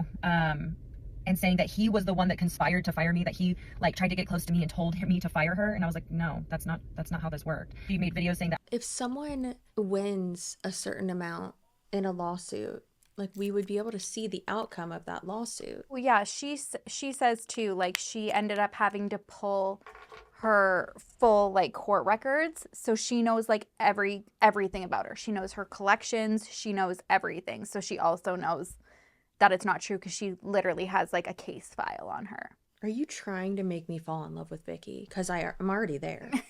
I know. And I'm not above sending her the link to this episode. Oh yeah. I think she'll love it. She's on Reddit. Vicky, yeah. I'm all boned up. God, I'm so happy I didn't evacuate. I needed this. I've missed you so much. I was a drug dealer. She made videos saying that I was a prostitute and an escort. Made up all these lies about me just to try to make me look bad. I said nothing. This is actually the first time that I'm coming on here and saying something. Amongst all of the other crazy shit she's done to other people, like, if you come in her crosshair, she is going to attack you and attack you and attack you, and she will not stop. So while this whole thing is going on with her freaking out online about me taking her off the schedule because she wasn't fit to work at the club anymore, she showed up to the club. Like, you filed for unemployment, tried to file a lawsuit against the club, and then you're talking all this shit about me online for weeks, and then she showed up to go out with like her friends at the club. So she walks in with her friends, and I'm like, no, you cannot be in here. Like, you're a liability, you need to get the fuck out. So she tries to record me, and the video's out there somewhere. I think she took it down, she had to take it down because I took her to court. But anyways, never said a word. I didn't give into her stupid social media shit because I don't do that. I don't want to. So I filed defamation charges, harassment, A, B, and C. So I was like, I'll just be smart about this and make a paper trail, at least. Make a paper trail of the crazy. So she gets served with paperwork for everything that I filed against her. She gets served the paperwork. And her next video, within 5 minutes, of her getting served, she's recording it, and she's on the phone and she's shaking, recording the paper she just got served, and you can tell it's all crumpled up, and she like unfolded it and she's recording it. And the problem I had with that is my address was on that, and she put it out there on social media. Now I have a daughter, and I'm like, you're not going to put my goddamn address online when I have a kid. Like, you're so crazy. So Anyways, I filed more charges, took her to court.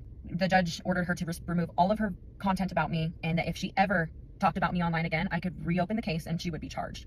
A few months later, I decided to pull her records. So you can like go online and you can pay to see somebody's court records. So I pulled all her records. So I can see all her collections. I can see every time she tried to file anything in court. I can see all her fucking business. So I have all of it in a folder at home. She tried to go to the court 3 or 4 times to file charges back against me, and nothing stuck. I never got served with any paperwork. And in the notes, because she wouldn't leave them alone about me, the courts and the officers, it said that they turned her away and they gave her the number for the mental health crisis phone number. So whoever was at the court was just like, no, we're not filing this. You're off your rocker. Here's a phone number for some mental health help.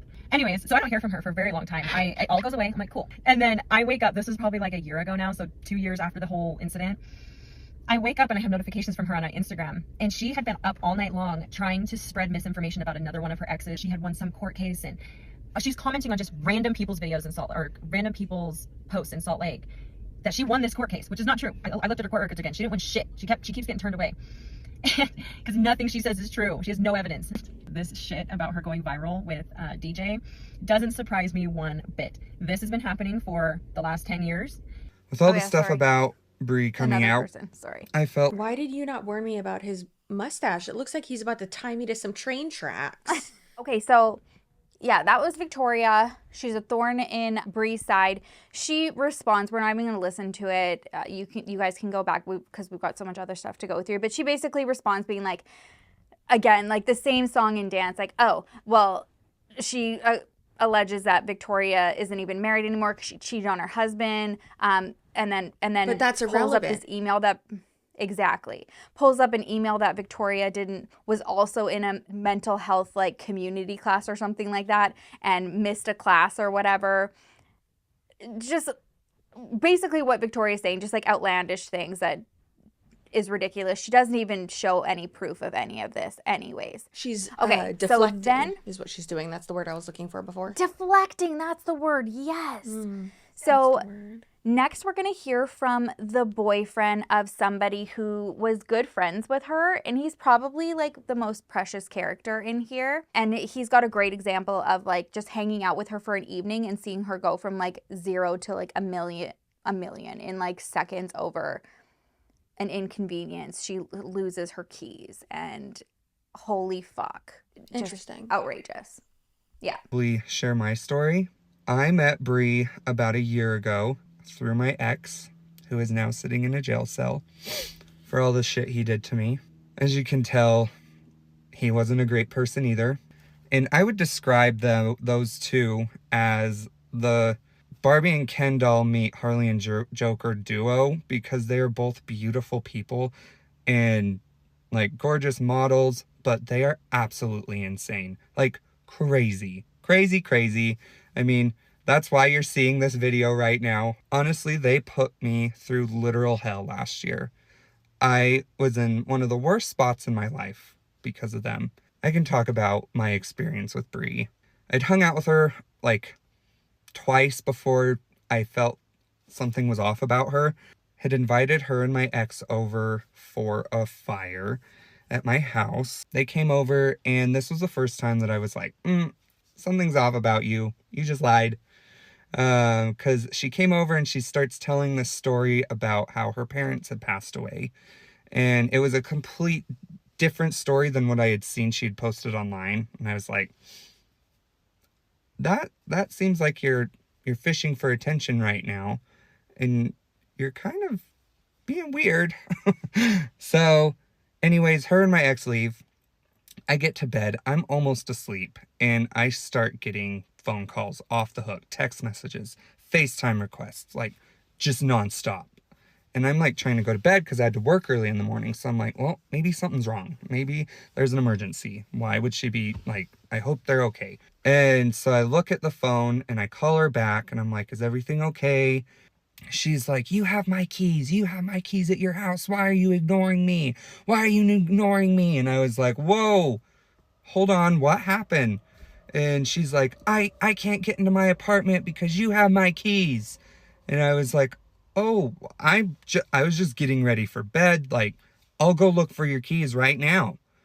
And so I go outside and I check everywhere and I search for probably like 30 minutes for these damn keys. I get back in the house and I text her. I'm like, look, I have searched everywhere.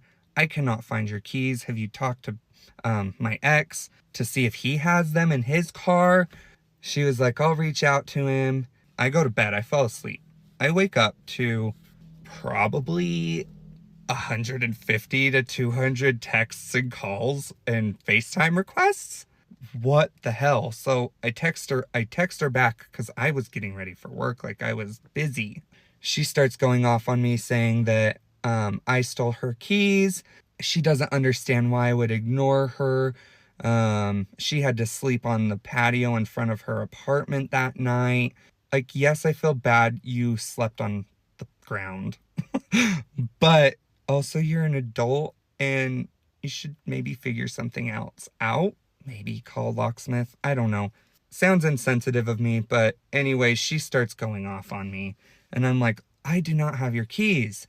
Like, I really don't. And for the next following day, she was just like berating me, calling me a liar, like calling constantly and doing it to my ex. And they were starting to get in fights on the phone, like crazy ass fights. And I was like, that's when I saw a little bit of his crazy. I was like, that's weird.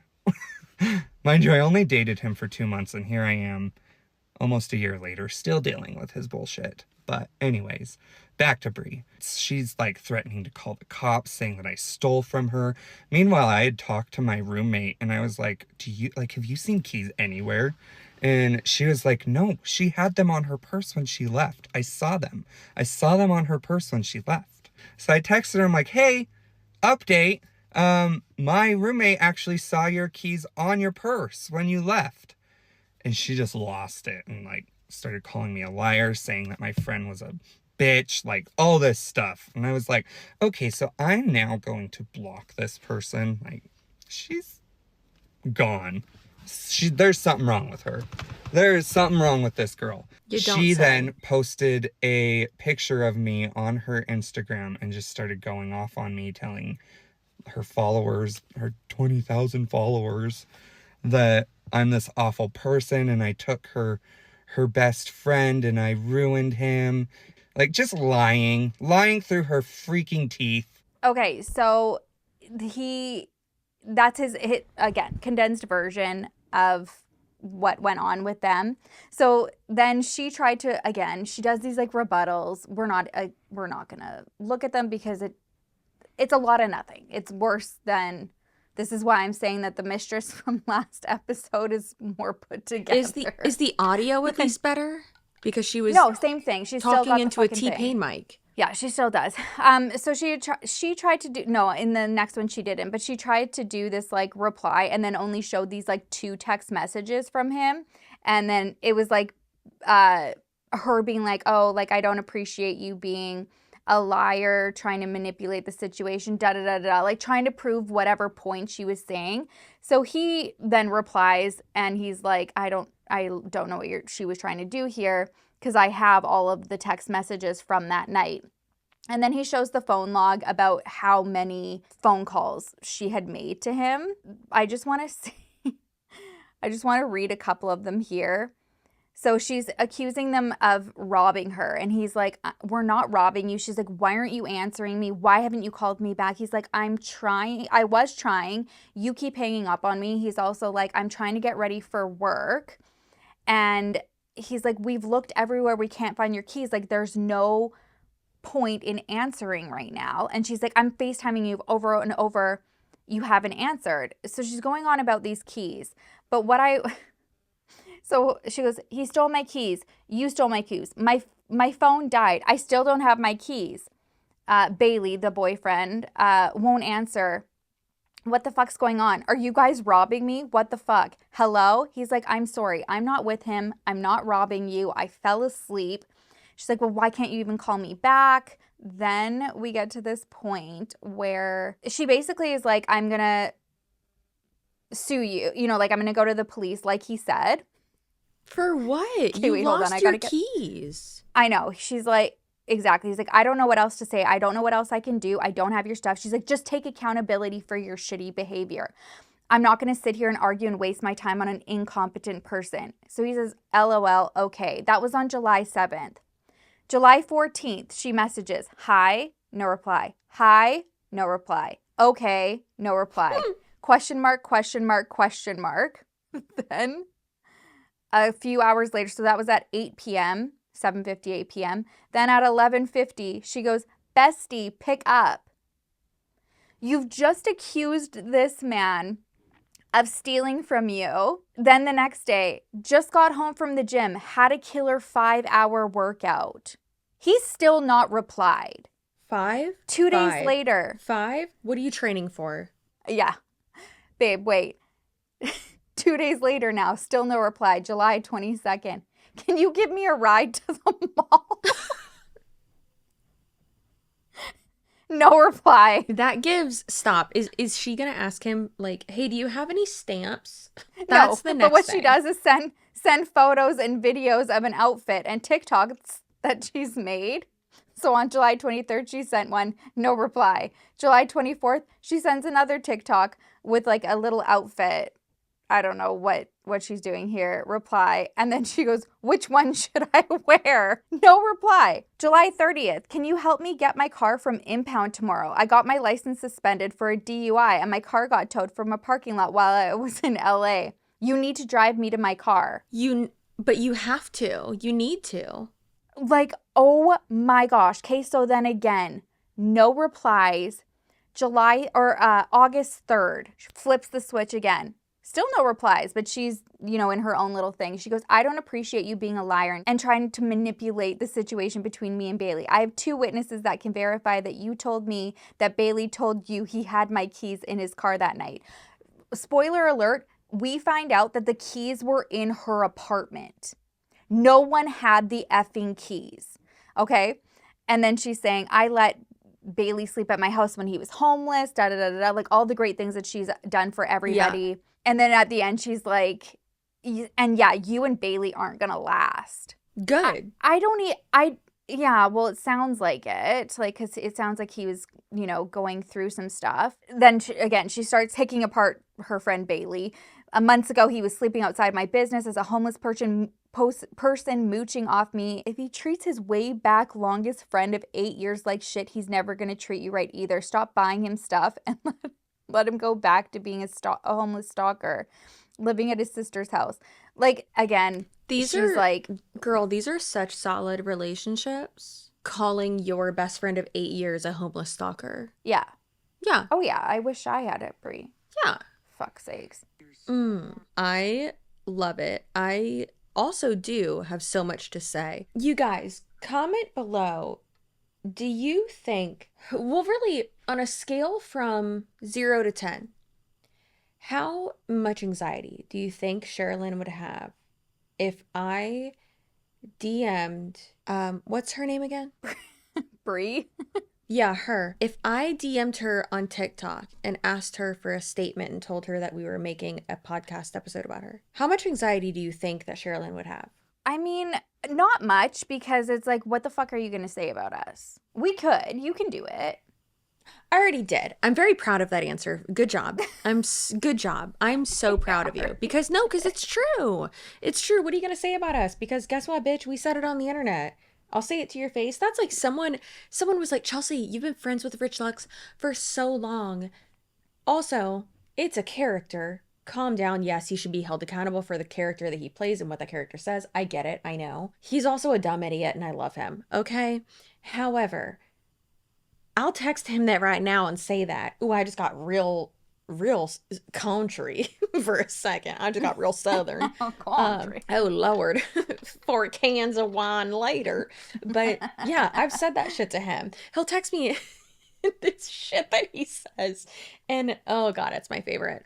It's so unhinged. Just like Sloane. It's so unhinged. But listen, shush. But whenever we have said something on the internet, you bet your ass we've either already said it to their face or we're okay with them seeing it. Yeah. Because why else would we say it on the internet? So I messaged her And it will go into her held for review or requests or whatever, however TikTok works, because we're not friends on there. But I have the feeling. What did you say? That she's What'd you say? That she's the type of person that checks that. So I waved, big old aggressive wave, and I said, "Hi Bre, I'm doing a podcast episode about you right now on Here for the Clout podcast," and I tagged our podcast. "Would you like to give us a statement?" And she hasn't responded. Obviously, she's probably not going to. But I'm a journalist, and I'm trying to make Reginald Thickbottom proud of me. Okay, so I had to at least reach out. Yeah. Also, if y'all didn't know, the sepia bride is getting a sepia divorce, and I support her. Oh, yeah. We'll talk about that. We didn't cover that one, but yeah, I know. We can talk about that in a different one, but yeah, But a lot of our viewers listen to Jesse and Lily, and they cover the sepia bride. Girl. Well, I texted our podcast group chat, and I didn't realize that I'm friends with her. Like mutuals with multiple, like one of my best friends is like influencer friends with her, and I didn't realize that's who it was. I texted them and I was like, "Guys, I didn't realize I'm friends with Sepia Bride." So then I texted Sepia Bride and I was like, "Girl, I didn't realize that was you. I'm an idiot." And she was like, my claim to fame. And she even admitted that like Jesse and Lily and the YouTube commentary really like made it go more viral.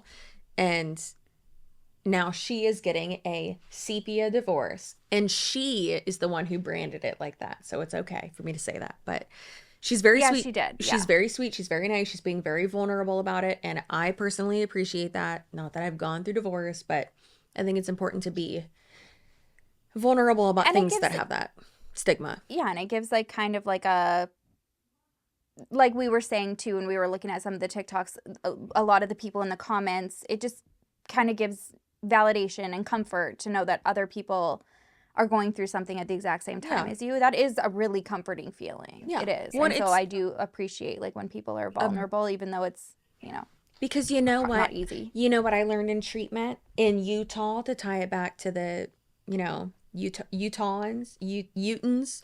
Vulnerability is contagious, Sherilyn. Did you know that? I like that. That's a really beautiful sentiment and statement. I like you. I like you as well. That's why we're on the podcast. We are gonna snuggle. Can I be the big spoon? Yeah, actually I prefer. The way I'm gonna hold you, Brent, watch out. The way I'm gonna hold you. Okay, I want to. There was one I wanted. There's a few on here that I wanted to show. We get the terrorizing. She terrorizes. Okay, I'm gonna again strongly recommend that she's a terror. I'm gonna recommend people go to the Surviving Bre Powers page on TikTok. It's crazy that there's like a TikTok devoted to this. I love the internet. About other people's experiences. But I wanted to enter one. So just because as more people were coming out, they're feeling braver and braver to talk.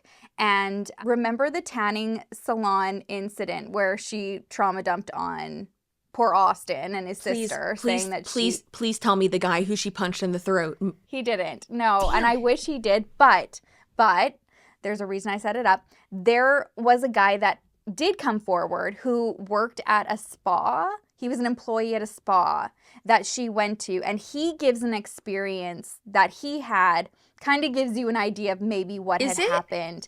Is it? He looks... It's him. Hold on. Here, I'm going to show you. I have a different one that she's literally chasing them in her car. That's the ex, so we're going to get to him right away. I kind of love him. Yeah. Let me just go ahead and follow this account and also message them. Go ahead and play that, and I'll go ahead and do my journalistic, Katie Joy type of business over here. Perfect. So we're going to hear from the employee. And this is why we're thankful that people have witnesses and surveillance. Not this too long. I'm just going to try to do it in one go.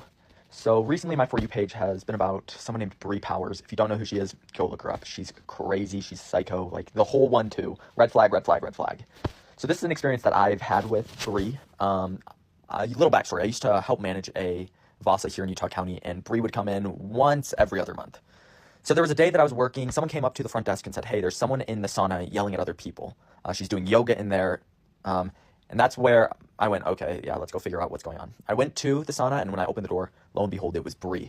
So Bre was in there. She was dripping sweat on one of our yoga mats. So I went, hey, Bre, you can't have this in there. There's signs that say no gym equipment in the sauna. It ruins stuff. So I said, hey, Bre, you can't have that in there. And she instantly started fighting, and she went like, are you kidding me? You're in here telling me I can't have this equipment just because someone came and complained to you guys. Well, what they didn't say is they were staring at my ass and boobs. And let me tell you, the sauna is probably a 7x10 room with 2-foot benches on each side. So there's probably 4 feet of space in between where people's legs are supposed to go, where people are supposed to walk, etc. But Bre is right there. I kid you not, her ass is in someone's face. So I'm thinking to myself, no shit, people are staring at you. You're not supposed to be in here doing this. Your ass is in people's faces. Like, Bre, what are we thinking? But I told her again, Bre, I need you to I asked her to bring the yoga mat out, and she was not having it. And I said, Bre, you need to come out. I need you to come up front so we can document what's going on, because I have told you cannot have equipment in here. And she started freaking out. And she left the yoga mat in there, and I had to go grab it. And when I tell you I grabbed it, I could have squeezed this sweat out of it. It was nasty. And she started marching away. And as she's marching away, she's just saying anything she can about me. And we got to the front door. She didn't stop to like write a report with me, whatever. Fun fact, if you work at Vasa, look up Bre Powers. There's a whole paragraph about her from me.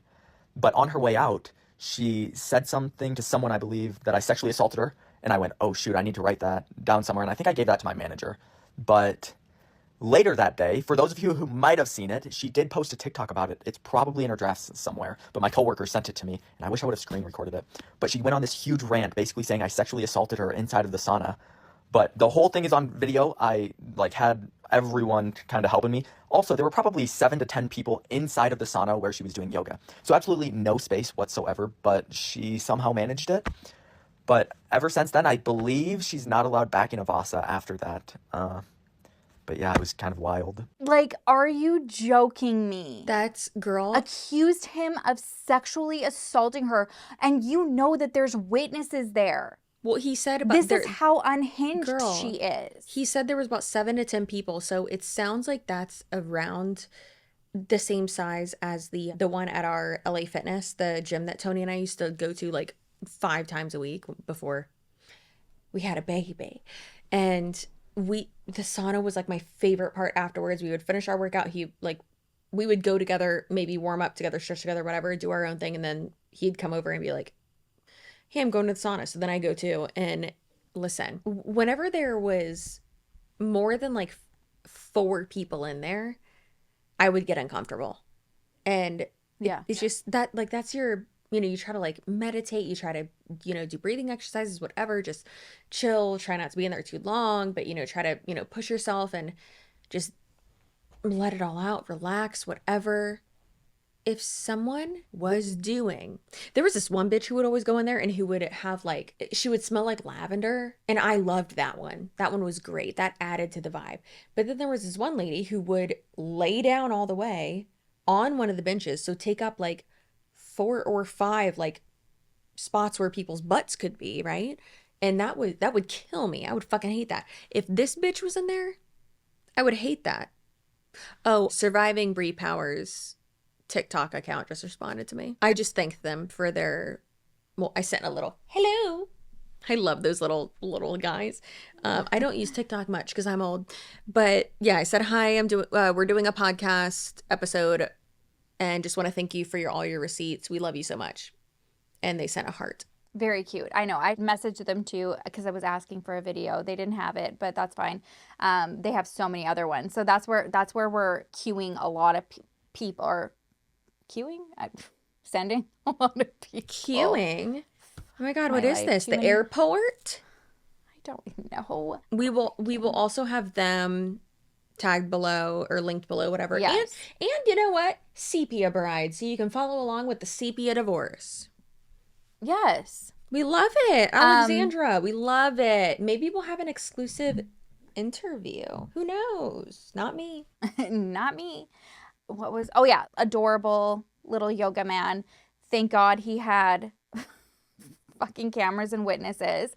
And I can just picture, like, after seeing her face, like her and the way she talks. Can you imagine sitting in that sauna and her, like, sitting there fucking doing yoga? Anyways, so since I feel bad because there's so many people that I want to get through, but we're just going to be here for 5 hours. There's a million. She has so many, I don't want to call them victims, but survivors. So I'm just going to give a brief synopsis of, there was an ex-roommate. We'll put a little clip here. Hello, my name is Madison, and I have survived Bre Powers. I used to live with her, but I'm gonna say that I only lived with her for a very short amount of time. I moved in October 1st of 2020, and I moved out January 1st, 2021. A lot of the crazy stuff that I'm gonna tell you happened when I was trying to leave, like I was moving out. She had a Facebook Marketplace ad, and it said, looking for a female roommate as soon as possible. I travel a lot, so basically this place is gonna be just yours. My first full day living with her, it was me, her, and her friend, and we're all hanging out in her room. Her and her friend had gotten into like an argument. A flip just like switched in Bre, and she was yelling at her friend. Like she was yelling at her in a way I was like, whoa, like I didn't even know how it got to that point. And I remember in my head thinking like, who did I just move in with? Like after that day, I was already scared of her. She answers this ad, lives with Bre. Basically, the first day she's there, she's hanging out with Bre in her room with a friend, and Bre and this friend kind of get into it, and Bre like goes postal, and she's like, oh God, like this is probably not going to last very long. Certain things were coming up where Bre was like, oh, they're raising the rent, you have to pay more, da-da-da-da. She could hardly even afford what she was already paying, hence why she had, answered this ad for this like room rental. Bre would never let her talk to the landlord, and then it just happened that the landlord had reached out to her about something, and I think it was to ask about the washer and dryer because she couldn't get a hold of Bre, and she wanted to make sure that it was fixed. And she was like, yeah, it's fixed. While I have you, I've only been renting for, like a couple weeks or like a month. And she was asking about what the laws entail for raising the rent. She's like, I don't want to have to break my lease, but I also can't afford this. And she's like, well, why are you paying that anyways? Like, I'm assuming you don't have like the master suite and like everything. And so then she finds out that Bre had actually made her sign a different lease and taken like a $200 deposit from her. So basically she told me that I was paying more than half of the rent to live there. So I just screenshotted what the landlord sent to me and sent it to Bre. I didn't talk to her in any sort of way. I just took a screenshot and sent it to her. And she flipped out, and she was like, I told you not to text her. I told you that I was gonna deal with it, but it looks like that you were already planning on moving out after the lease. So she was just yelling at me. And I was not responding. I was not giving in to how she was talking to me because she was just getting mad at me. Yeah, it was like this whole thing. So she moves out, she leaves her bed. Bre ends up like, we don't know what happened to the bed. The bed goes. She was supposed to come and get it at the end of Bre's lease because the landlord was going to evict her. Like, this is a whole thing. And this is so Bre's retaliation with her was she knew where she worked. She worked at a school with special needs children. She calls the school and says, I just think you should know, like, this girl parties, this girl does this, she smokes weed, da-da-da-da-da.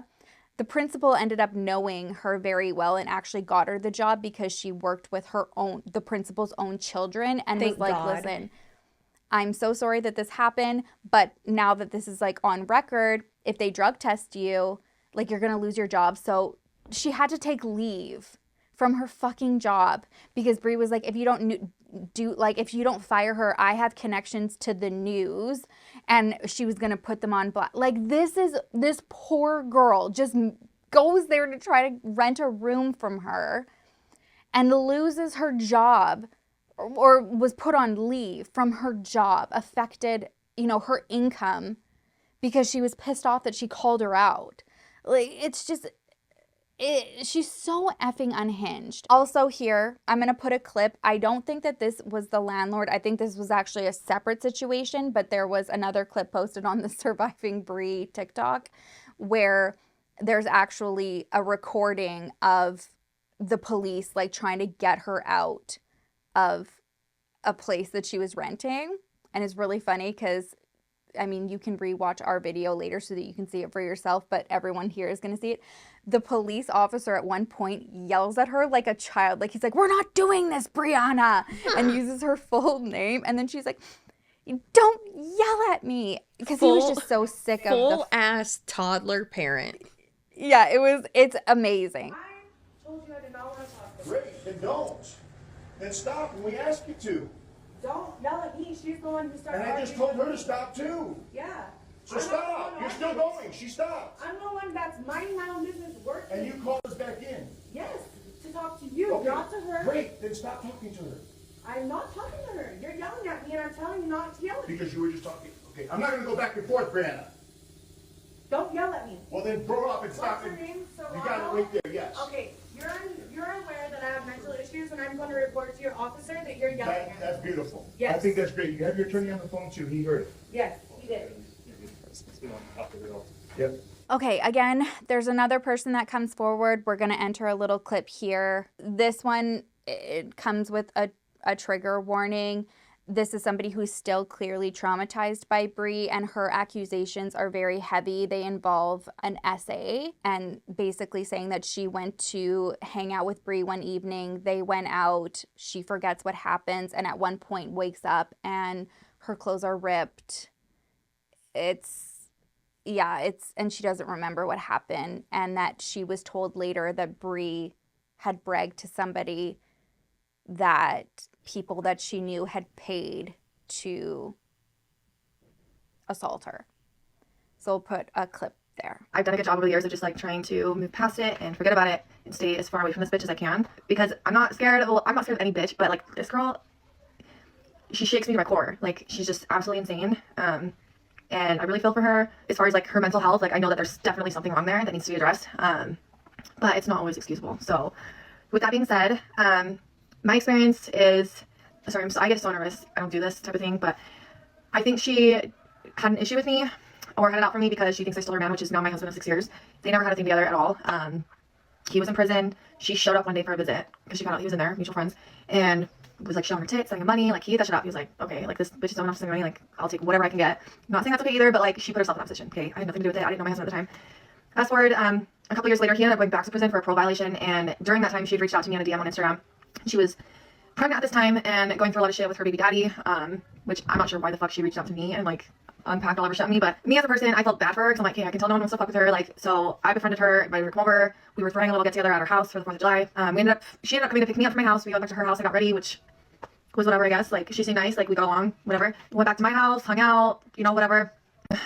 After we had that party at my house, we ended up ditching that, and we went to like some taco place or like this little bar and got like these really good tacos. The part where I don't remember much else or anything at all actually is she wanted to go pull up to this hookah lounge that at the time her ex used to go to, and I don't even know the name of it. I just remember, and she was driving by the way, I just remember we pulled into this little shitty parking lot to see if we can see his car, and that's the last thing that I remember. I don't remember anything after that. I woke up and I was on 45th at some like tracks or whatever, and my clothes are ripped. I had called a mutual friend who is a cop and was at my house that night. He came and picked me up and took me home. Told him the situation. I didn't end up going to the hospital until the next day to get a kit done, which, say what you want, I don't know. I didn't even know what had happened because I woke up at the tracks. I wasn't like saying any accusations from the beginning. I just didn't know. But in a nutshell, her ex had reached out to me and told me that she had actually called him and was bragging about selling me to some dudes for $500 that she sat and watched, which I will post those screenshots as well.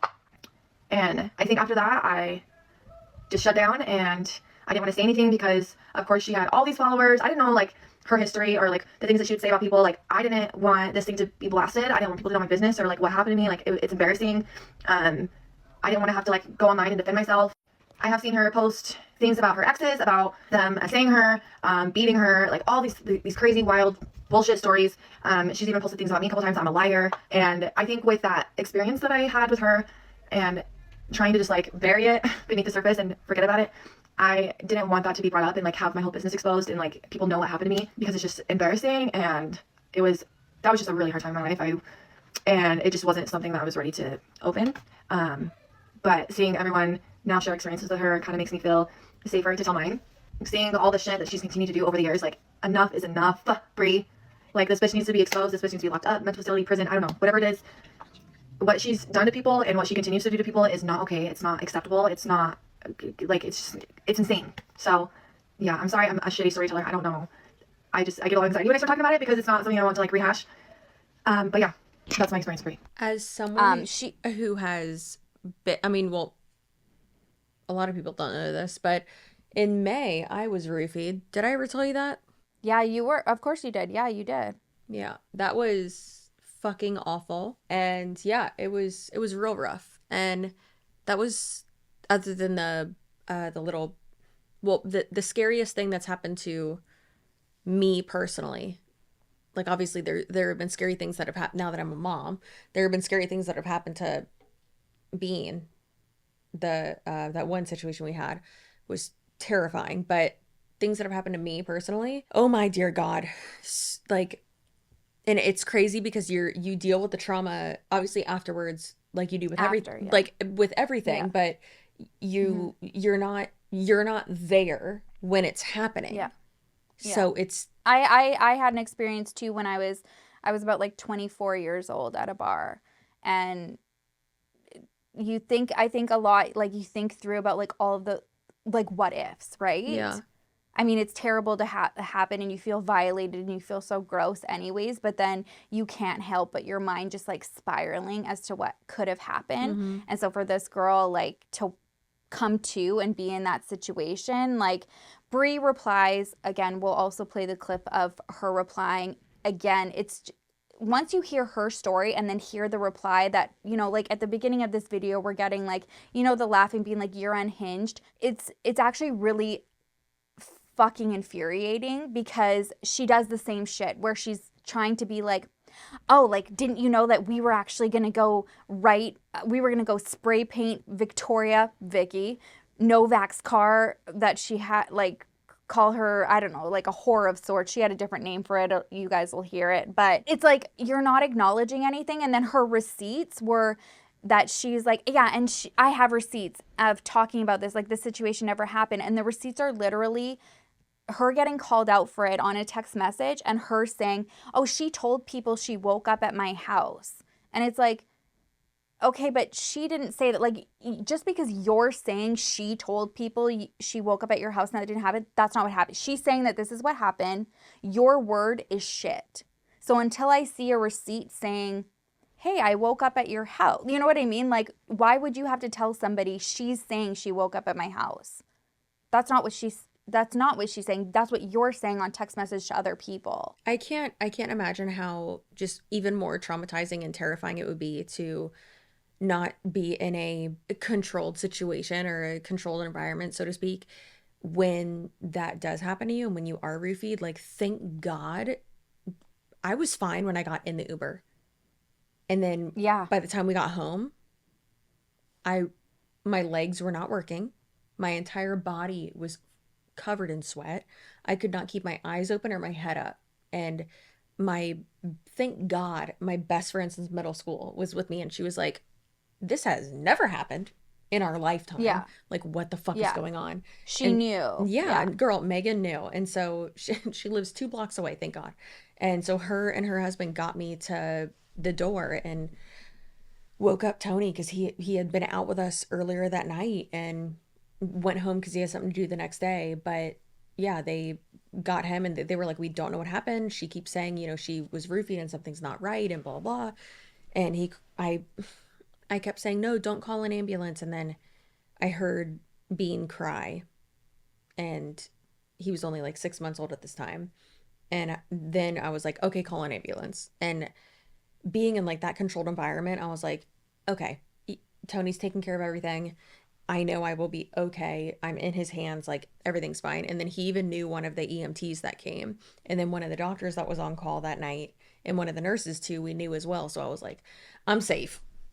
Like, I'm sleepy girl. It was like that point of like fight or flight, and then you were just able to just be like, let go. Yes, that's how I describe it. As like, I can let go. So I'm that's an unheard of situation, and thank fucking God. However, it was still so traumatic. So I could not imagine being in that person's situation of like, yeah, they are saying this happened and this happened and this happened, and then I apparently woke up somewhere like, this girl is going to be, listen, when I go back and speak at the treatment center that I attended when I was in Utah. which I probably will not do. But next time I go skiing there, I'm not inciting violence. This is a joke, but I might fuck her up. I might go get my teeth whitened. I don't know what I agree with people who, and I have like a little bit at the end here to wrap, like when we're going to wrap it up. I want to hear from the boyfriend though, because she's had some really heavy accusations against him. So I feel like it's, he can have a moment to speak. Of course.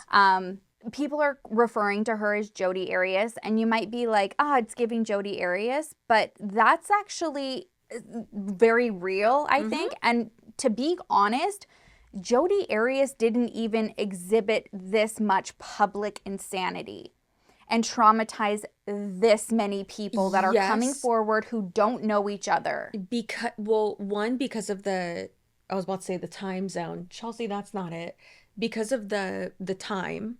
Correct. That's true, yeah. But yeah, you're right. Imagine if we plucked Jodi Arias up and put her in 2024 and gave her dating apps. Yeah. And the MLM industry that is here now, because that's what they were in. Oh, and she was also, MLM and Mormon. She was also within the Mormon, the Mormon circle. Yeah, this is like very well could be. She probably would have been worse. Is she still in prison? Yeah. Oh, yeah. Jodi Arias is in prison for life. That bitch is never coming out. I mean, good. Yeah. No, yeah, she can't be. Okay, so like I said, since we've heard some really heavy accusations about the boyfriend, we're going to hear from him. Also, he's got like little clips up on the screens too, so it's like basically her saying proof, like he prevented me from getting R-worded when we were 16, took me home to my foster dad who is a Mormon bishop. He's had many opportunities to R-word me but never did. Ew. So these are her own words. Why would you say that? Yeah, because, I don't know. Their names because I do not want to ruin their lives. But they wanted to do some things to her. I objected. I picked up Bre Powers, put her in her car, drove her to her foster dad's home. That gave her a little bit of security. So after we graduated high school, Brianna turned 18 and she started escorting. One of her videos, she was talking about how she got a security job. It was not a security job. It was a driver. And she was an escort. And I'm not proud of that fact, but that's life. She was hitting me on Facebook every now and then since 2015, whenever she has a problem. So I was basically the physical and emotional support guy. And she said, if you don't, then I'm going to off myself. Kid you not. He is showing clips too, so for anybody who's listening, it's just like basically like, hey, he'll like be like, hey, and then she will like not reply for a while, hey again or whatever, and then he'll be like, come over, I need you to pick me up, and then if he's like busy. Is because I would go to her house so she doesn't off herself. Our life were completely separate and we were kind of in touch. It was basically the same trend. Whenever Brianna is in bad trouble and she's in a very bad mental state or she needs some help, she would hit me up and I would be there for her. Come 2020, when she mysteriously becomes obsessed with me. And don't hear it from me. I'm going to put a video of someone else that says that. And that the father of that child didn't want to have anything to do with it, but she was obsessed with this Arab guy. And she claimed that this Arab guy, Aziz, wouldn't have anything to do with her so as long as she was pregnant. She becomes obsessed with me. In January, February, we start hanging out a little bit more. That was after the time that she had aborted her child and got divorced with this guy, and she was exes with this other guy that she was fighting with. It was a whole thing going on. So she basically was rebounding, right? And I told her, look, I got out of a bad relationship, and I'm not ready for a relationship at all, but we can be friends. So we were friends, because sooner or later, those requests started to become more explicit and more sexual. Now it's June, July of 2020, and we're in this toxic situationship that I've been desperately trying to get out of, but I cannot get out of because every time I try to get out of, Brianna says that she will off herself again, and I'll show you a bunch of evidence, don't worry. I'm human too, so I started developing a connection with Bre. I started to, develop some feelings, and in December, I think, or November of that year, we decided to give it a shot. I said, okay, I'll take you on a date. So, took her on a date, worst decision of my life. It was horrible. Okay. Well, honestly, the day was okay. But a few days later, we started getting into problems again. But it was Thanksgiving coming up, and I didn't want to leave her alone because she had huge problems with her family, and she had nobody to spend Thanksgiving with. So I gathered a bunch of friends and we made a Friendsgiving for her. I brought a turkey, cooked it for her, it was amazing. Then we got back to our usual fights, and Christmas comes around, and she has nobody to celebrate Christmas with, so I bring her over to my family, to my house, we celebrate Christmas. Then it was New Year's, same thing. I went to my friends to Vegas, and she came with, and it was constant. I'm depressed, I'm sad, I have nobody. I'm getting off myself if you don't celebrate with me type situation. And I was like forced all of the time to be around her. Comes 2021, when everything collapses. To be very precise, it's January 9th, 2021. Me and Brianna get into an altercation, then it becomes verbal, then it becomes physical. And she proceeds to beat the living shit out of me. Just hit me again. Yeah, and? What do you mean? Yeah, and what, bitch? You can't keep hitting me. Yes, I fucking can. And you deserve it. And you can't. You deserve it. I kid you not. Look, it's not easy for me to admit these things, right? I'm a grown-ass man. I come from a very rough childhood, from a war zone. It's not easy for me to sit over here and tell you that I got beat up by a woman, right? But I was raised not to not to raise my hand on a woman. So I basically sat there and took it. Until I got sick of it and I just wanted to leave. And on my way, trying to walk out, she was chasing me, hitting me, bashing my head, ripping my clothes. It was January. I pulled out my phone. I tried calling 911 multiple times. She grabs wrestles my phone out of my hands. He even pulls up like his call records there and shows how many times he tried to call 911. I was successful. I called 911. She got scared. She let me go. By the time I got outside, I was barefoot. My shirt had been ripped. I was in my undershirt, which was ripped. So, was Jordan police come? They responded. They tell me what's going on. I told them, hey, this and that happened. I don't want to press charges. I don't want her to go to jail. Which was really stupid on my part. But in my mind, I'm like, this... I have no idea what was in my mind. Okay, I just don't know. All right, I'm stupid. I told them I just want my stuff back. I'll show you the police reports and also the record from the 911 call. Everything is documented. No, put a note here because this is going to be important later. Few days after that, Brianna goes berserker mode. I think it was January 13th. Don't believe me? Look at KSL News. I think it was January 13th when she assaults two people at a salon because it was COVID and she doesn't want to wear the mask. Now, she's going to tell you a bunch of things about, oh, the guy fell in 45 years. I know the truth. She assaulted them. Then she proceeds to assault the police officer. I think she spat on him, so she got disorderly conduct and then resisting arrest, and she attacked the police. And there's a pattern with Brianna attacking the police. You'll notice that. And she comes back to my left. She hits a bunch of my family, and she says, hey, I'm really sorry. I just want to talk to you. I'm in trouble. Then during that time, also, she was getting kicked out of her house. Madison, the girl, she made a video about that. Everything lines up. So she was like, please, I just need a friend. I know I did that. I'm really sorry. Just help me move, or help me with this case, or help me. And my better side took over again. And I said, okay, I'm going to help her with this, but I'm never going to be back with her at all. No, I do help her. It was disastrous. First, we were going to move in together with some friends because we have business together, and then that didn't work out. And then I really wanted Bre to leave me alone, and we all know how that turns out when I want her to leave me alone. She went on another tantrum. She went to my parents' house. He posts a photo of her with like shit on fire in a text message. Like she's lighting shit on fire. She started leaving things at my porch. She threatened my father to spit in his face. She threatened my brother, my sister. She got charged with harassment, and she got ordered. That was another text message that said, I'm on my way to your parents to spit in your dad's face. Cute. To not contact Ansari's family again. That didn't work out. She still did. One time when I was trying to help her move, we also got into a fight. She wanted to get sexual. I did not want that. We got into a fight again. She proceeded to hit me again. I ran into the car. There's a screenshot here of she's sitting on his car with the windshield smashed. There's video that I'm also going to include of like her assaulting him, like trying to get into the car, getting into the car. He's trying to get her out. We'll have all of that in the video.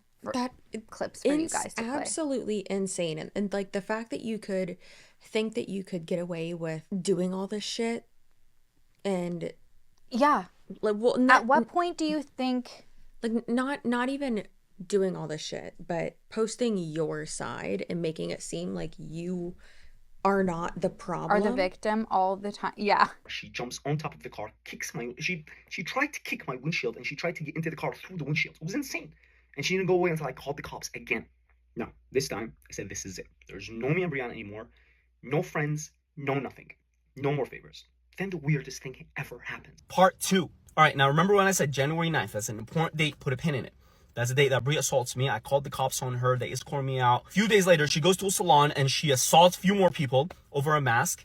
And then she gets into it with the cops. Now, while they were charging her with misdemeanors, I went to a friend's birthday. Some people got into an argument. There was some alcohol involved. Nothing really out of the ordinary happened, but we called it a night. Following weeks, Bre continues her attempts to call me, try to get in touch with me. She emails my family. She contacts all my friends. And she is just going on a rampage, just trying to get a hold of me. Now, during that time, the girl Madison made the video that Bre was getting evicted. So Bre was just begging me to help her move. We did talk, and we made an agreement that we can be friends if she starts going to therapy. I told her, you need therapy. So she agrees. She goes, she registers, she's a foster kid, so the state is paying for her therapy, and she's supposed to go to therapy. However, she was sleeping in almost every morning and not going to therapy during this time. That happened multiple times until the state withdrew. They decided that they're not going to pay for therapy anymore, and me and her got into a fight because, dude, you were supposed to go to therapy. Now, we don't talk for a while. We're on bad terms, I think. And one day, out of the blue, she messages me. She says, we need to meet up now.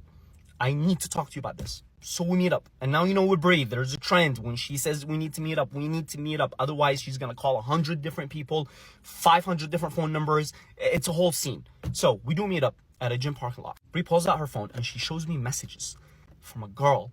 I'm not going to mention her name because although she tried to ruin my life, I'm not going to do the same to her.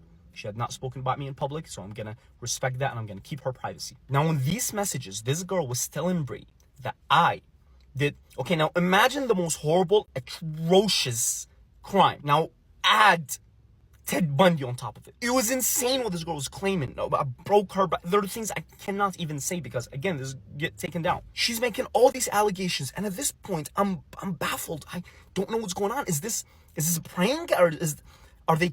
I don't know. Is this like a collab between them? Is this a setup? I have no idea. So I do what every sane person and what every single one of you should do, no matter how severe the charge is. You zip your mouth and you call a lawyer. You don't say nothing to nobody. Now, don't let people fool you into thinking that, oh, well, if you got nothing to hide, then you're going to speak up. No, if you got nothing to hide, you can still go to jail. Cannot go into further details about this subject because there's a statutory period for SA, and in Utah it's like 20 years or something.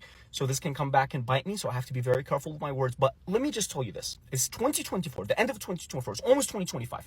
It would have been 5 years since I should have gotten charged. To this day, I have not been charged with a single crime because I did not commit a single crime. That's all I can tell you. I put my hand on nobody. I hurt nobody. I abused nobody. It's all manufactured. Now, back to the subject. I can't go back into not talking to her again because she says, if you do that, I'm going to let everyone and their mom know that you're a rapist. And she starts dangling this over my head. She blackmailing me every single day of my life with this. At the time, she still had hundreds of thousands of followers on Instagram and on TikTok, and she goes and posts about this on her story every single day when we're on bad terms, and then she says that she apologizes and she believes me when we're on good terms. While this was happening, she was living in South Jordan. She gets into another argument with her landlord at the time, and she gets evicted again. Now, I'm not going to mention her name, but if she wants to come out and tell her story, she's welcome to do so. But trust me, they get into it because Bre is just horrible and she gets evicted. She moves and she goes downtown. She's now downtown with a new roommate for not even a month. Her name is Natasha. I'm sorry for dropping your name, Natasha, but I think you people deserve to know this. So she gets into a fight with her. My friend was there at the time, like he was present at the apartment, and she tries to kick her door open. She threatens to assault her and she spits in her face. And when I asked my friend, is that all that happened? He said that's the least of it. Police come. Bre gets charged with domestic violence. Natasha gets a protective order against her, rightfully so, and she goes to jail again. Now, is anyone keeping track of how many people have a protective order against? Oh, not to mention, the thing with Victoria was also going on at the same time, and now Victoria is charging Bre with harassment. Core Power Yoga were having trouble with Bre, and they kicked her out and they banned her. The tanning salon, I think it was Peach, do not quote me on this, but the tanning salon she was going to were having similar issues with her. She gets out of jail. And she is asking for my help again so she can move one last time. She hits me again. And at this point, how many times is the guy going to get smacked before he realizes that I can't be around this person anymore? So I decide, you know what? Let hell break loose. Bre can defame my name all she wants because that's what she has against me right now. If I don't talk to her, she's going to go tell everyone that I'm a rapist, right? So I said, whatever. I delete my Facebook. I delete my TikTok. I make my Instagram private. I make my business account private. And I disappear. During that time, she gets into more trouble with more people, and she continues posting every single day, trying to get a reaction out of me. I deleted everything. I don't care. I'm just busy with work. March 2023. It was Ramadan. I was fasted. Bre reaches out to me again. This time it was different. This time she's saying that she was broke, she was getting evicted, and she just wants some food.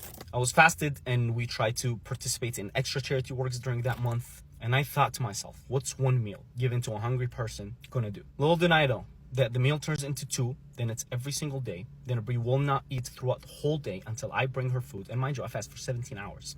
So it's a very long time. Then the favors started to become, can you please sell my car? I need money so I can get a place. Can you please help me file for business loans? Can you please Venmo me $800 so I can pay for my last month's rent? I can't afford it. And by now I realized I was fucking up. I gotta stop talking to this girl again. One time I was at the gym. She said, can you please let me into the gym? You have a buddy pass. It was EOS. She comes in. I let her in. When I was walking out, she said, come please hang out with me. I said, no, I don't want to. And you don't know how it goes with Bre when you say no. It's calling the cops, calling your family, yelling at the gym. It's a whole scene. So I said, okay, you know what? Let me just go hang out with her for a few hours. But I made a deal with her. I said, look, you'll let me leave by 8 p.m. because I need to go back home and break fast with my family. Now, can you imagine this? I have to convince her to let me leave. She says, okay, we go, we hang out at her place. She starts getting touchy. I said, you can't do that. Especially not now. She refuses to stop. I get really aggravated. I take my stuff and I walk outside. 2 minutes gone by. She gets in her car. She speeds out of the driveway, out of the Block 44 complex downtown. And she tries to run me over. And she's yelling, you're not gonna leave me, bitch. No, I get away. I hide behind like a pole in the middle of the street. And she does that a few more times until I pull out my phone. I start recording her. She calms down a little bit when she sees the phone. Then a guy walks by, a random guy I never met in my life. He's like, hey, man, are you okay? I said, no, man, this girl's not letting me leave. He's like, okay, walk with me. That's the guy that you saw in the beginning of the first video. She gets in his face and she's like, what are you gonna do? Blah, blah, blah, all these things, you know? And I'm holding the guy. I'm like, because I know what Bre does. She aggravates you to the point that you get physical. And then she calls the cops on you or she says you hit me. So I'm trying to stop the guy. I'm like, hey, don't put your hands on her. Be very careful. Be very careful. 2 people watch this. The guy's name Gabriel. I'm not gonna say their last name. I also do not want to expose them. But it's a couple. They see me. They're like, hey, dude, get in the car. We'll drive off. We get in the car. We try to drive off. Bre chases after us. Now we have a white Mormon maniac terrorizing Salt Lake City before GTA 6. Bro, what? She tried to run us over multiple times. Hey, yelling, give me my man back. Give me my man back. Hey. Bro, what? Oh my god. And I'm not even exaggerating. Like, she really tries to run us over. Oh my god. It gets so out of hand that people start pulling out their phones and everyone starts recording her. She sees that, she panics, and she goes back to her apartment. Too late. By the time that she was back, the cops were already there. They grab her, they arrest her, they charge her with domestic violence, aggravated assault, reckless endangerment, and they give me a protective order against her that is still active to this day. And you think that that's the end of it, right? Seriously, yeah, like she does. So shut the fuck up and mind your own business before I come beat your fucking ass, bitch. I love you. No, you don't love me. Yes, don't touch me. Stay away from me. Close the door. Please close the door. I'm recording this. Stay away from me. I do not touch me. Do not touch me. Do not touch me. You don't have any permission. You're holding me hostage against my fucking will. So please close the door. I don't want to take off and cause bodily damage to you, and then you have to say that I fucking. Please get away from me. Please get away from me. Hell, fuck, girl. What the fuck is wrong with you? Stay. You're disgusting. Stay away from me. Look, stay away from me. Please, I got shit to do. I got people to see. I got places to be. Come inside and do the couples therapy. I don't have time for this. Just come and do the couples therapy. Look, babe. okay, I'll pull over. Move aside. Move aside. You're not. Close the fucking door. I'll get in the car with you so I know Hell, you're coming. fuck no. I'm getting anxiety. No, I'm not actually coming. What the fuck? Leave. Come What the to fuck? the therapy. Literally. Give me a hug, babe. I will call the cops. Babe, please. And I'll have them. Give me a hug. Look, I'm trying to keep you. I'm keeping trying to look. Why are you look. being like this? Because I'm not babe. You are, babe. I'm not your boyfriend. I'm You not your are. husband. I'm not your boyfriend. I'm not your husband. We're not engaged. Stay away from me. Stop. Stay away from me. Stay away from me. You just choked me. Oh, liar. You're choking yourself, No, you fucking liar. No, Stay I'm away not. from me. Stay away from me. I'm pushing you back. That's why you conveniently turned the camera the other way. Oh, So you can fucking choke. liar. You fucking liar. Get off the fucking car. Get off the fucking car. It's not funny, dude. I'll talk to you later. Just get off the car. I will make sure you guys talk. You guys can come to my house. I will trap you both in a room.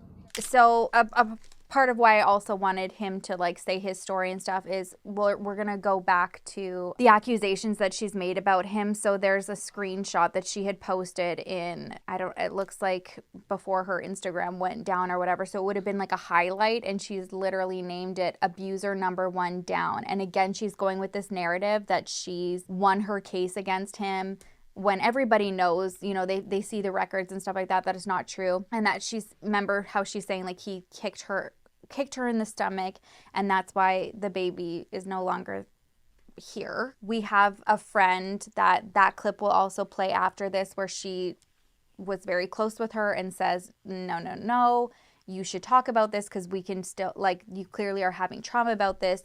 You went and were the one that was responsible for aborting this baby in Mexico, and that's clearly like fucked you up, that's the decision.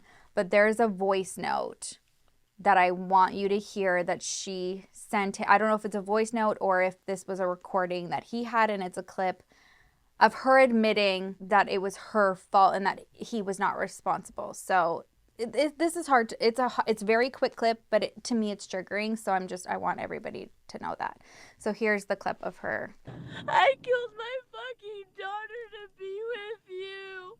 I fucking killed her so that I could be with you. I killed her so that we could have a baby together. So yeah, that's hard. That's sick. It makes me sick, like, to hear, because not only like just of the decision that was made, but obviously like the pain and the mental state that she is clearly still in. Like this is not an isolated situation. Like she needs help. She's clearly traumatized a lot of people in her life, but also is kind of like traumatizing her own self. Like she's self-sabotaging and doing just like horrible things to herself. We'll play a clip right now of the one friend who just says like, this is what she did. I know this is what you did, and you should probably talk about it because this affects you. But also, all right, you guys, let's talk about Bre Powers. First of all, let's get out of the way that I'm not saying this about her to defame her, belittle her, or get clout off of her. I'm just going to tell you how I met Bre. Bre and my sister used to be best friends, Nargis. I knew Bre through the streets that she was like a very high-end escort and was banking money, and she got robbed. Back then, like in 2010 or something like that. No, 10 or 11. Fast forward to right after COVID. I was losing my house. Bre and I became very close. I know that she had aborted a child and was pregnant, and that the father of that child didn't want to have anything to do with it, but she was obsessed with this Arab guy, and she claimed that this Arab guy, Aziz, wouldn't have anything to do with her so as long as she was pregnant. So when she was about 8 months pregnant, which Bre, you should really talk about this, it might help you, she ended up going to Mexico and aborting the pregnancy and killing her daughter. And it did affect her. I'm not going to say it didn't. She used to cry to me about it. But the remorse and guilt wasn't like sincere, because she did it for a man. And so I kind of could see her pain. I mean, I don't want to sound like I'm invalidating anyone else or, justifying anything for her. But I mean, I've already said on this podcast and on social media that I've had an abortion before, but I've also had miscarriages. And both of, to me at least, I mean, it's a loss. Yes. And it's, one's a decision you make, one's a decision you don't make. Right. And it's very sad. Absolutely. Both of them are, I mean, to me at least. And it is trauma on your body. Absolutely. Because your body thinks you're doing something and you're not. I mean, it's just like our periods. That's literally why we have a period, because our uterus is like, hey, I got this sweet ass room ready for a baby. And then you're like, hey, we're not having a baby. And then it gets mad and rips off the wallpaper.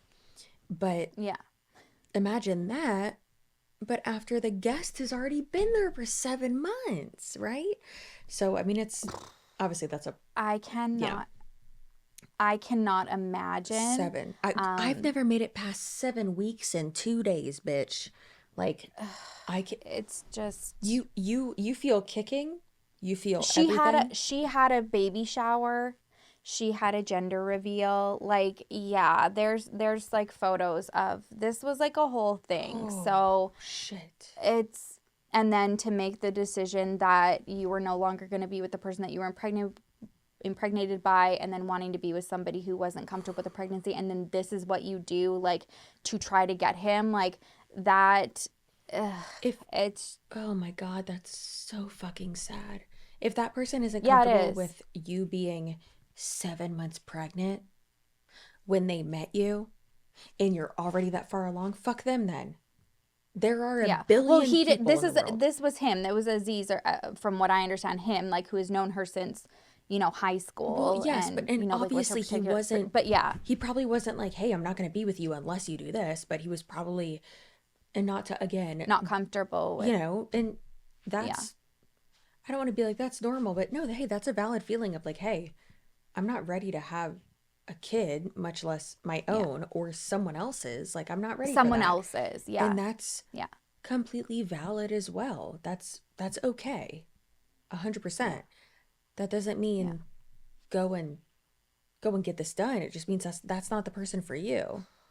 And then obviously, like, with like the toxicity of that relationship, and I mean, obviously it's clear. I think something that everybody understands is like her upbringing was not the best. There are conflicting situations and stories about it. She has one version, and we heard that from the one roommate who's like, that was different. So I guess it's like different based on who she tells. But even on social media, like, she's alleged that both of her parents like unalived themselves. Other people close to, or like within the family, and then close friends of hers say that it was separate overdoses. Her dad didn't really want a lot to do with her, so she lived with her mom, who was escorting. Her and Bre lived in a hotel together, and Bre at a very young age would see things that she obviously should not have seen. So when her mother died, she went to live with like aunts and uncles, and they just couldn't handle it because she was young and would say like inappropriate things at the dinner table, like talking about, you know, sex and sex toys and stuff. And then there are very heavy allegations that she ended up having to leave one of her aunt and uncle's houses because she essayed her young cousin. She was also young. Yeah, like, this is really fucked up, and Trump, like, this, it goes so much deeper than, you know, like, what we're seeing on TikTok. And so then she bounced to other relatives. One of them was, you know, an uncle who was actually a therapist, being like, we need to get her help, but we're not equipped, you know, like, trying to get her help. So she was kind of like in and out of facilities, and ended up moving with her grandma, who I believe is like still alive, and like just this precious woman who people say like she still takes advantage of, being like, it's your fault, like my mom was like this, so you need to give me money or else I'm gonna end up like this. But she moved out of her grandma's house and went into foster because I guess one night she was like trying to suffocate her with a pillow, so like tried to kill her grandmother. Like, it's just there is so much going on here. You know what? I don't know. This took a turn that I was not prepared for. I know, and that's why I said at the beginning, like, it's tip of the iceberg. There's so much to this. That's also why there's like a whole TikTok page, I'm, you know, assuming, like, for more people to just like feel comfortable and like get their stories out, because they've just been also holding on to this. But it's like dicey, because it's like, here, I heard something like really good, and coming from somebody who is also open with my mental health, I heard somebody say something recently. There was a TikTok of this woman completely losing her mind in the lineup at Walmart. A cart had bumped into her, and it was kind of like a Bre situation. She just like freaked out and like accused this guy of like assaulting her. All these Walmart people are like trying to de-escalate the situation, and she's screaming and losing. Yeah. So, and then I saw somebody comment about it, and they said, you know, as somebody with mental health issues, my mental health is not society's problem. If you are recognizing a pattern that you are unstable and in these situations and it is affecting society around you, just innocent people around you, that is your cue to get help. You need to be responsible. You can't just rely on this excuse of, oh, it's my mental health. Oh, it's this. It's because I have this. Like, no. Of course, there are going to be situations where, yeah, maybe in the heat of the moment, we don't like act appropriately, but then we can sit back and take accountability. There's no fucking accountability here whatsoever. Whatever. You need to step back and be like, listen, terrible things have happened to me, but it doesn't excuse me to do terrible things to other people. And if I am doing that stuff, I need better help. And this is not sponsored by BetterHelp. However, but I completely, yes, I agree. And then also understanding of like, hey, I might understand my own issues, but a lot of the people maybe within, you know, my immediate circle, for instance, my immediate circle is like you and Jesse and Lily are also both crazy, so they get it. Isabella gets it. Like my super close friends get it. And also my husband and my sister and my mom and maybe my sister-in-law, but like my in-laws maybe might not understand that, hey, if we go out to dinner with you or meet you somewhere and I seem, you know, super drained and quiet, it has nothing to do with you. Yeah. It has everything to do with that I'm overwhelmed, I'm tapped out. Overstimulated, yeah. Overstimulated. My social battery is, and they might think, oh, well, you know, you work at home. You don't go out. Literally does not matter. I've been, you know, my social life, unfortunately, sometimes is online, and because of my job, whatever, like that's completely different. But I recently told my sister-in-law that, and I told my aunt-in-law that, and who's basically just a second mother to my husband, and his mom that as well. And I was like, guys, listen, if I'm ever like quiet and it seems like I'm annoyed or whatever, like I will tell you if I'm annoyed. I will have Tony tell you if I'm annoyed. But I'm usually not. And like, so I actually, you know, made that communication clear, and it's been so much better since then. And you're completely correct. Your triggers, your your mental health hiccups, anything like that is no one else's business, but also it's not their responsibility. Triggers, not your response. I've had some people be like, hey, can you put this trigger on your video? And I'm like, no. Yeah. You read the title. Have some awareness. You're gonna be okay, or just don't watch it. Like your issues are not my responsibility. I can't be held accountable for that. Yeah. I mean, I think with my content, it's a little bit different. I do understand, like, if there's like that's why I like did a heavy trigger for that call, because to me that would trigger. Like, yes, if I had no, like, and just be like, oh my God, like my, you know, like, but in the same sense, we're still responsible in terms of being like, okay, if that affected us, let's not go out and dump that onto somebody else. Of course. Like, if we're not in a good space, or if you see something, or even just whatever, like something, a hiccup in your day, or you're just depleted, you need to have that awareness to be able to communicate that, and also know for yourself, like, hey, you know what, I just can't. One of my really, really good friends, it was her birthday this past weekend, and I've been open, like, with just, like, the heaviness, like, now that the podcast, like, for David Elmquist's family is, like, finally out and released and everything, like, I'm feeling a lot better. But the past, like, couple months, like, I've not been doing well at all. I've kind of even stepped away from true crime, like, because I'm just, like, I'm not okay. But I'm able to recognize that. And just the thought of, like, going out and being in public, I messaged her and I'm like, babe, I'm not okay right now. And she's like, it's okay. You know, like, I obviously want you here, and I'm sorry that you can't be there, but I totally get it, because I'm not going to put myself in a situation where I'm just going to be, like, sitting there and just not well. Yeah. As much as I want to be. I know myself enough to know, like, I don't want to do that. And then it's okay to say that. Like, it actually was so refreshing just to be, like, at a point in my life now, like a couple years ago, I would have just pretended to power through and then not been okay for, like, a few more days, just because that whole situation would have drained me, you know?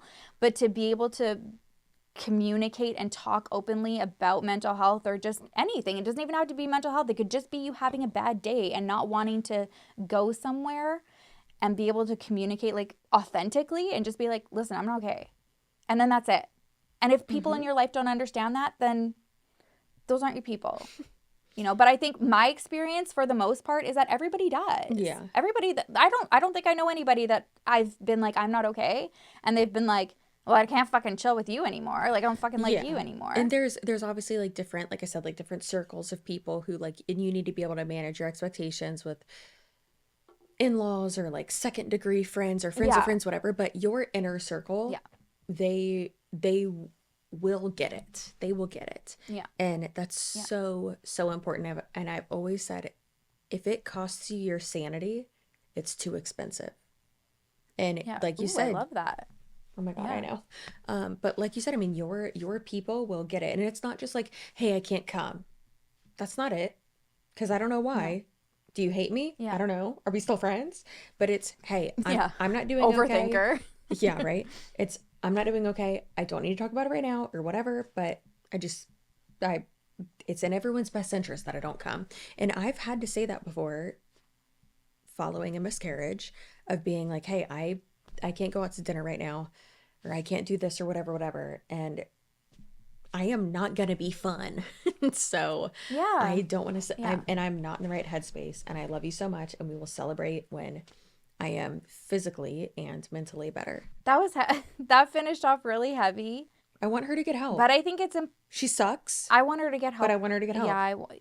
Yeah, I agree. And you know what? That's the sentiment from everybody who made videos. You know, like I spliced a lot and sped things up and everything. But a lot of the people, if you go back and watch their full testimonials and everything, it's like, we know she needs help. Whatever she's getting right now is not working. And that's the theme. So it's like, what happens? And like I said, it seems like there's trying to be some sort of like class action lawsuit right now going on, and that's why everyone's trying to like compile evidence.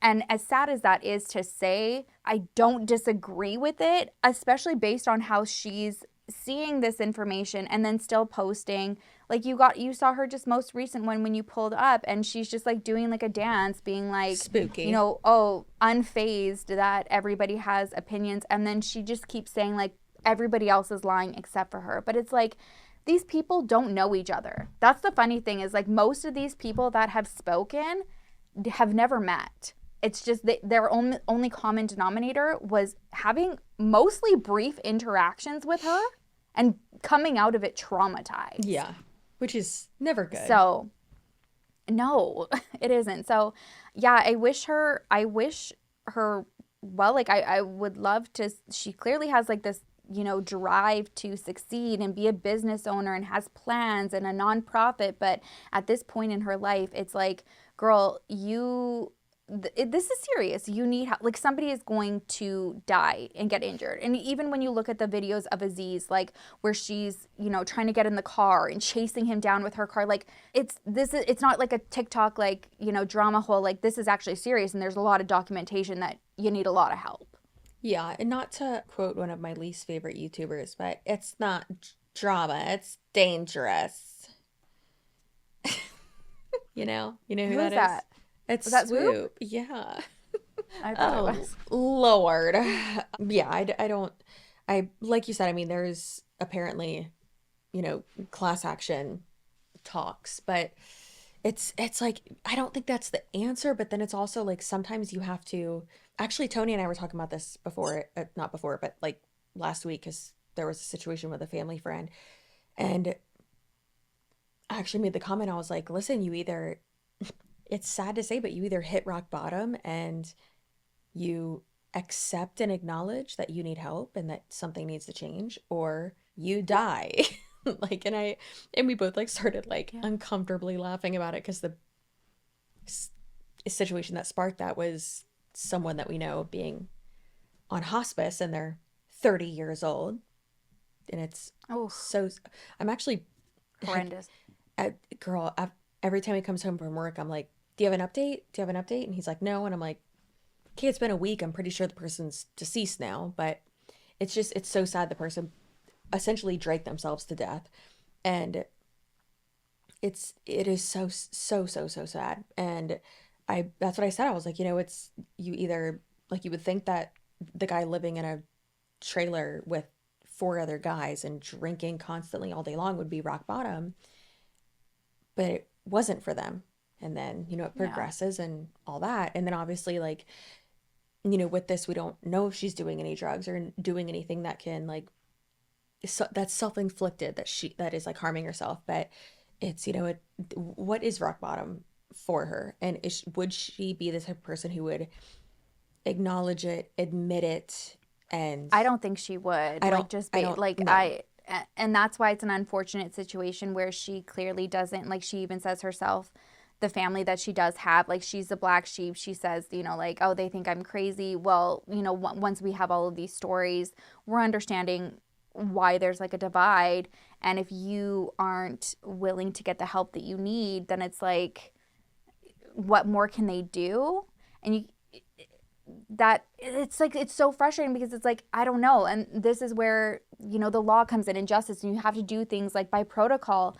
And at this point, we're literally watching and waiting for something to escalate even further for her to actually have consequences. Which sucks, because you don't want it to That's terrifying. get to that it's point. Horrible. Like, yeah, but I don't know. I hope that with everybody coming forward, maybe it will trigger something in her to just be like, huh, it's me.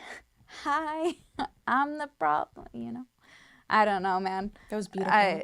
I loved it. Anyways, we'd love to never talk about this again. Send Bre, never talk about this again. Send Bre some encouraging words, like it's okay not to be okay. I know that sounds like so cheesy and cliche, but if you were to ever come across this, like I really hope that you get some help, because there's a lot of people that you've wronged in your life, and I definitely don't think that she has any business attempting to run a nonprofit right now to try to help people, because I don't even want to imagine her around like a foster child situation with this. So anyways, I don't think if there's updates, I don't think that exists. Well, she's got the links in the pages, you know, she's made the business on her Linktree and stuff. No. She has a GoFundMe for money, but I think it's more for her own money. She has a GoFundMe. Yeah. That doesn't mean that she's a 501(c)(3). What is it? 501(c)? No.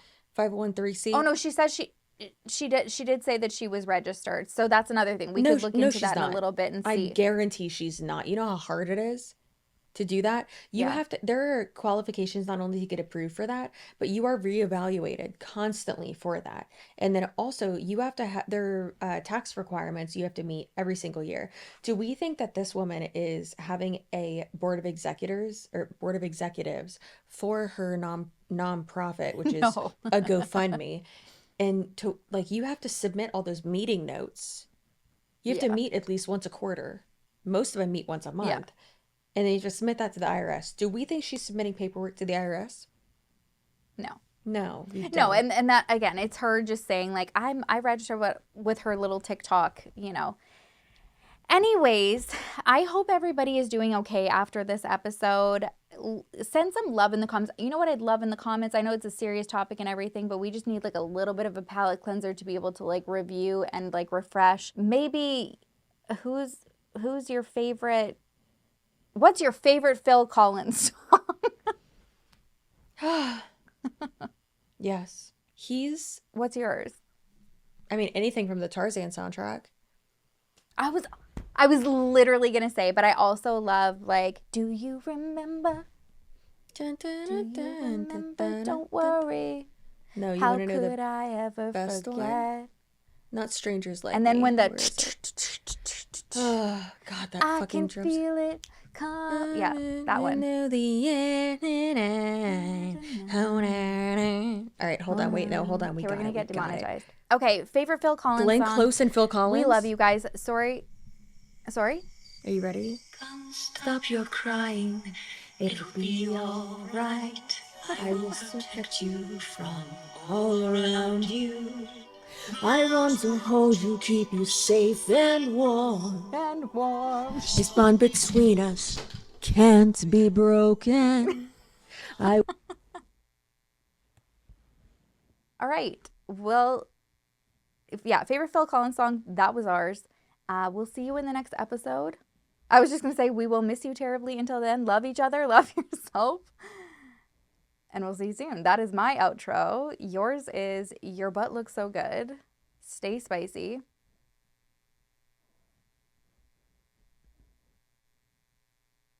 Damn the man. Damn the man! Save the empire! Bye.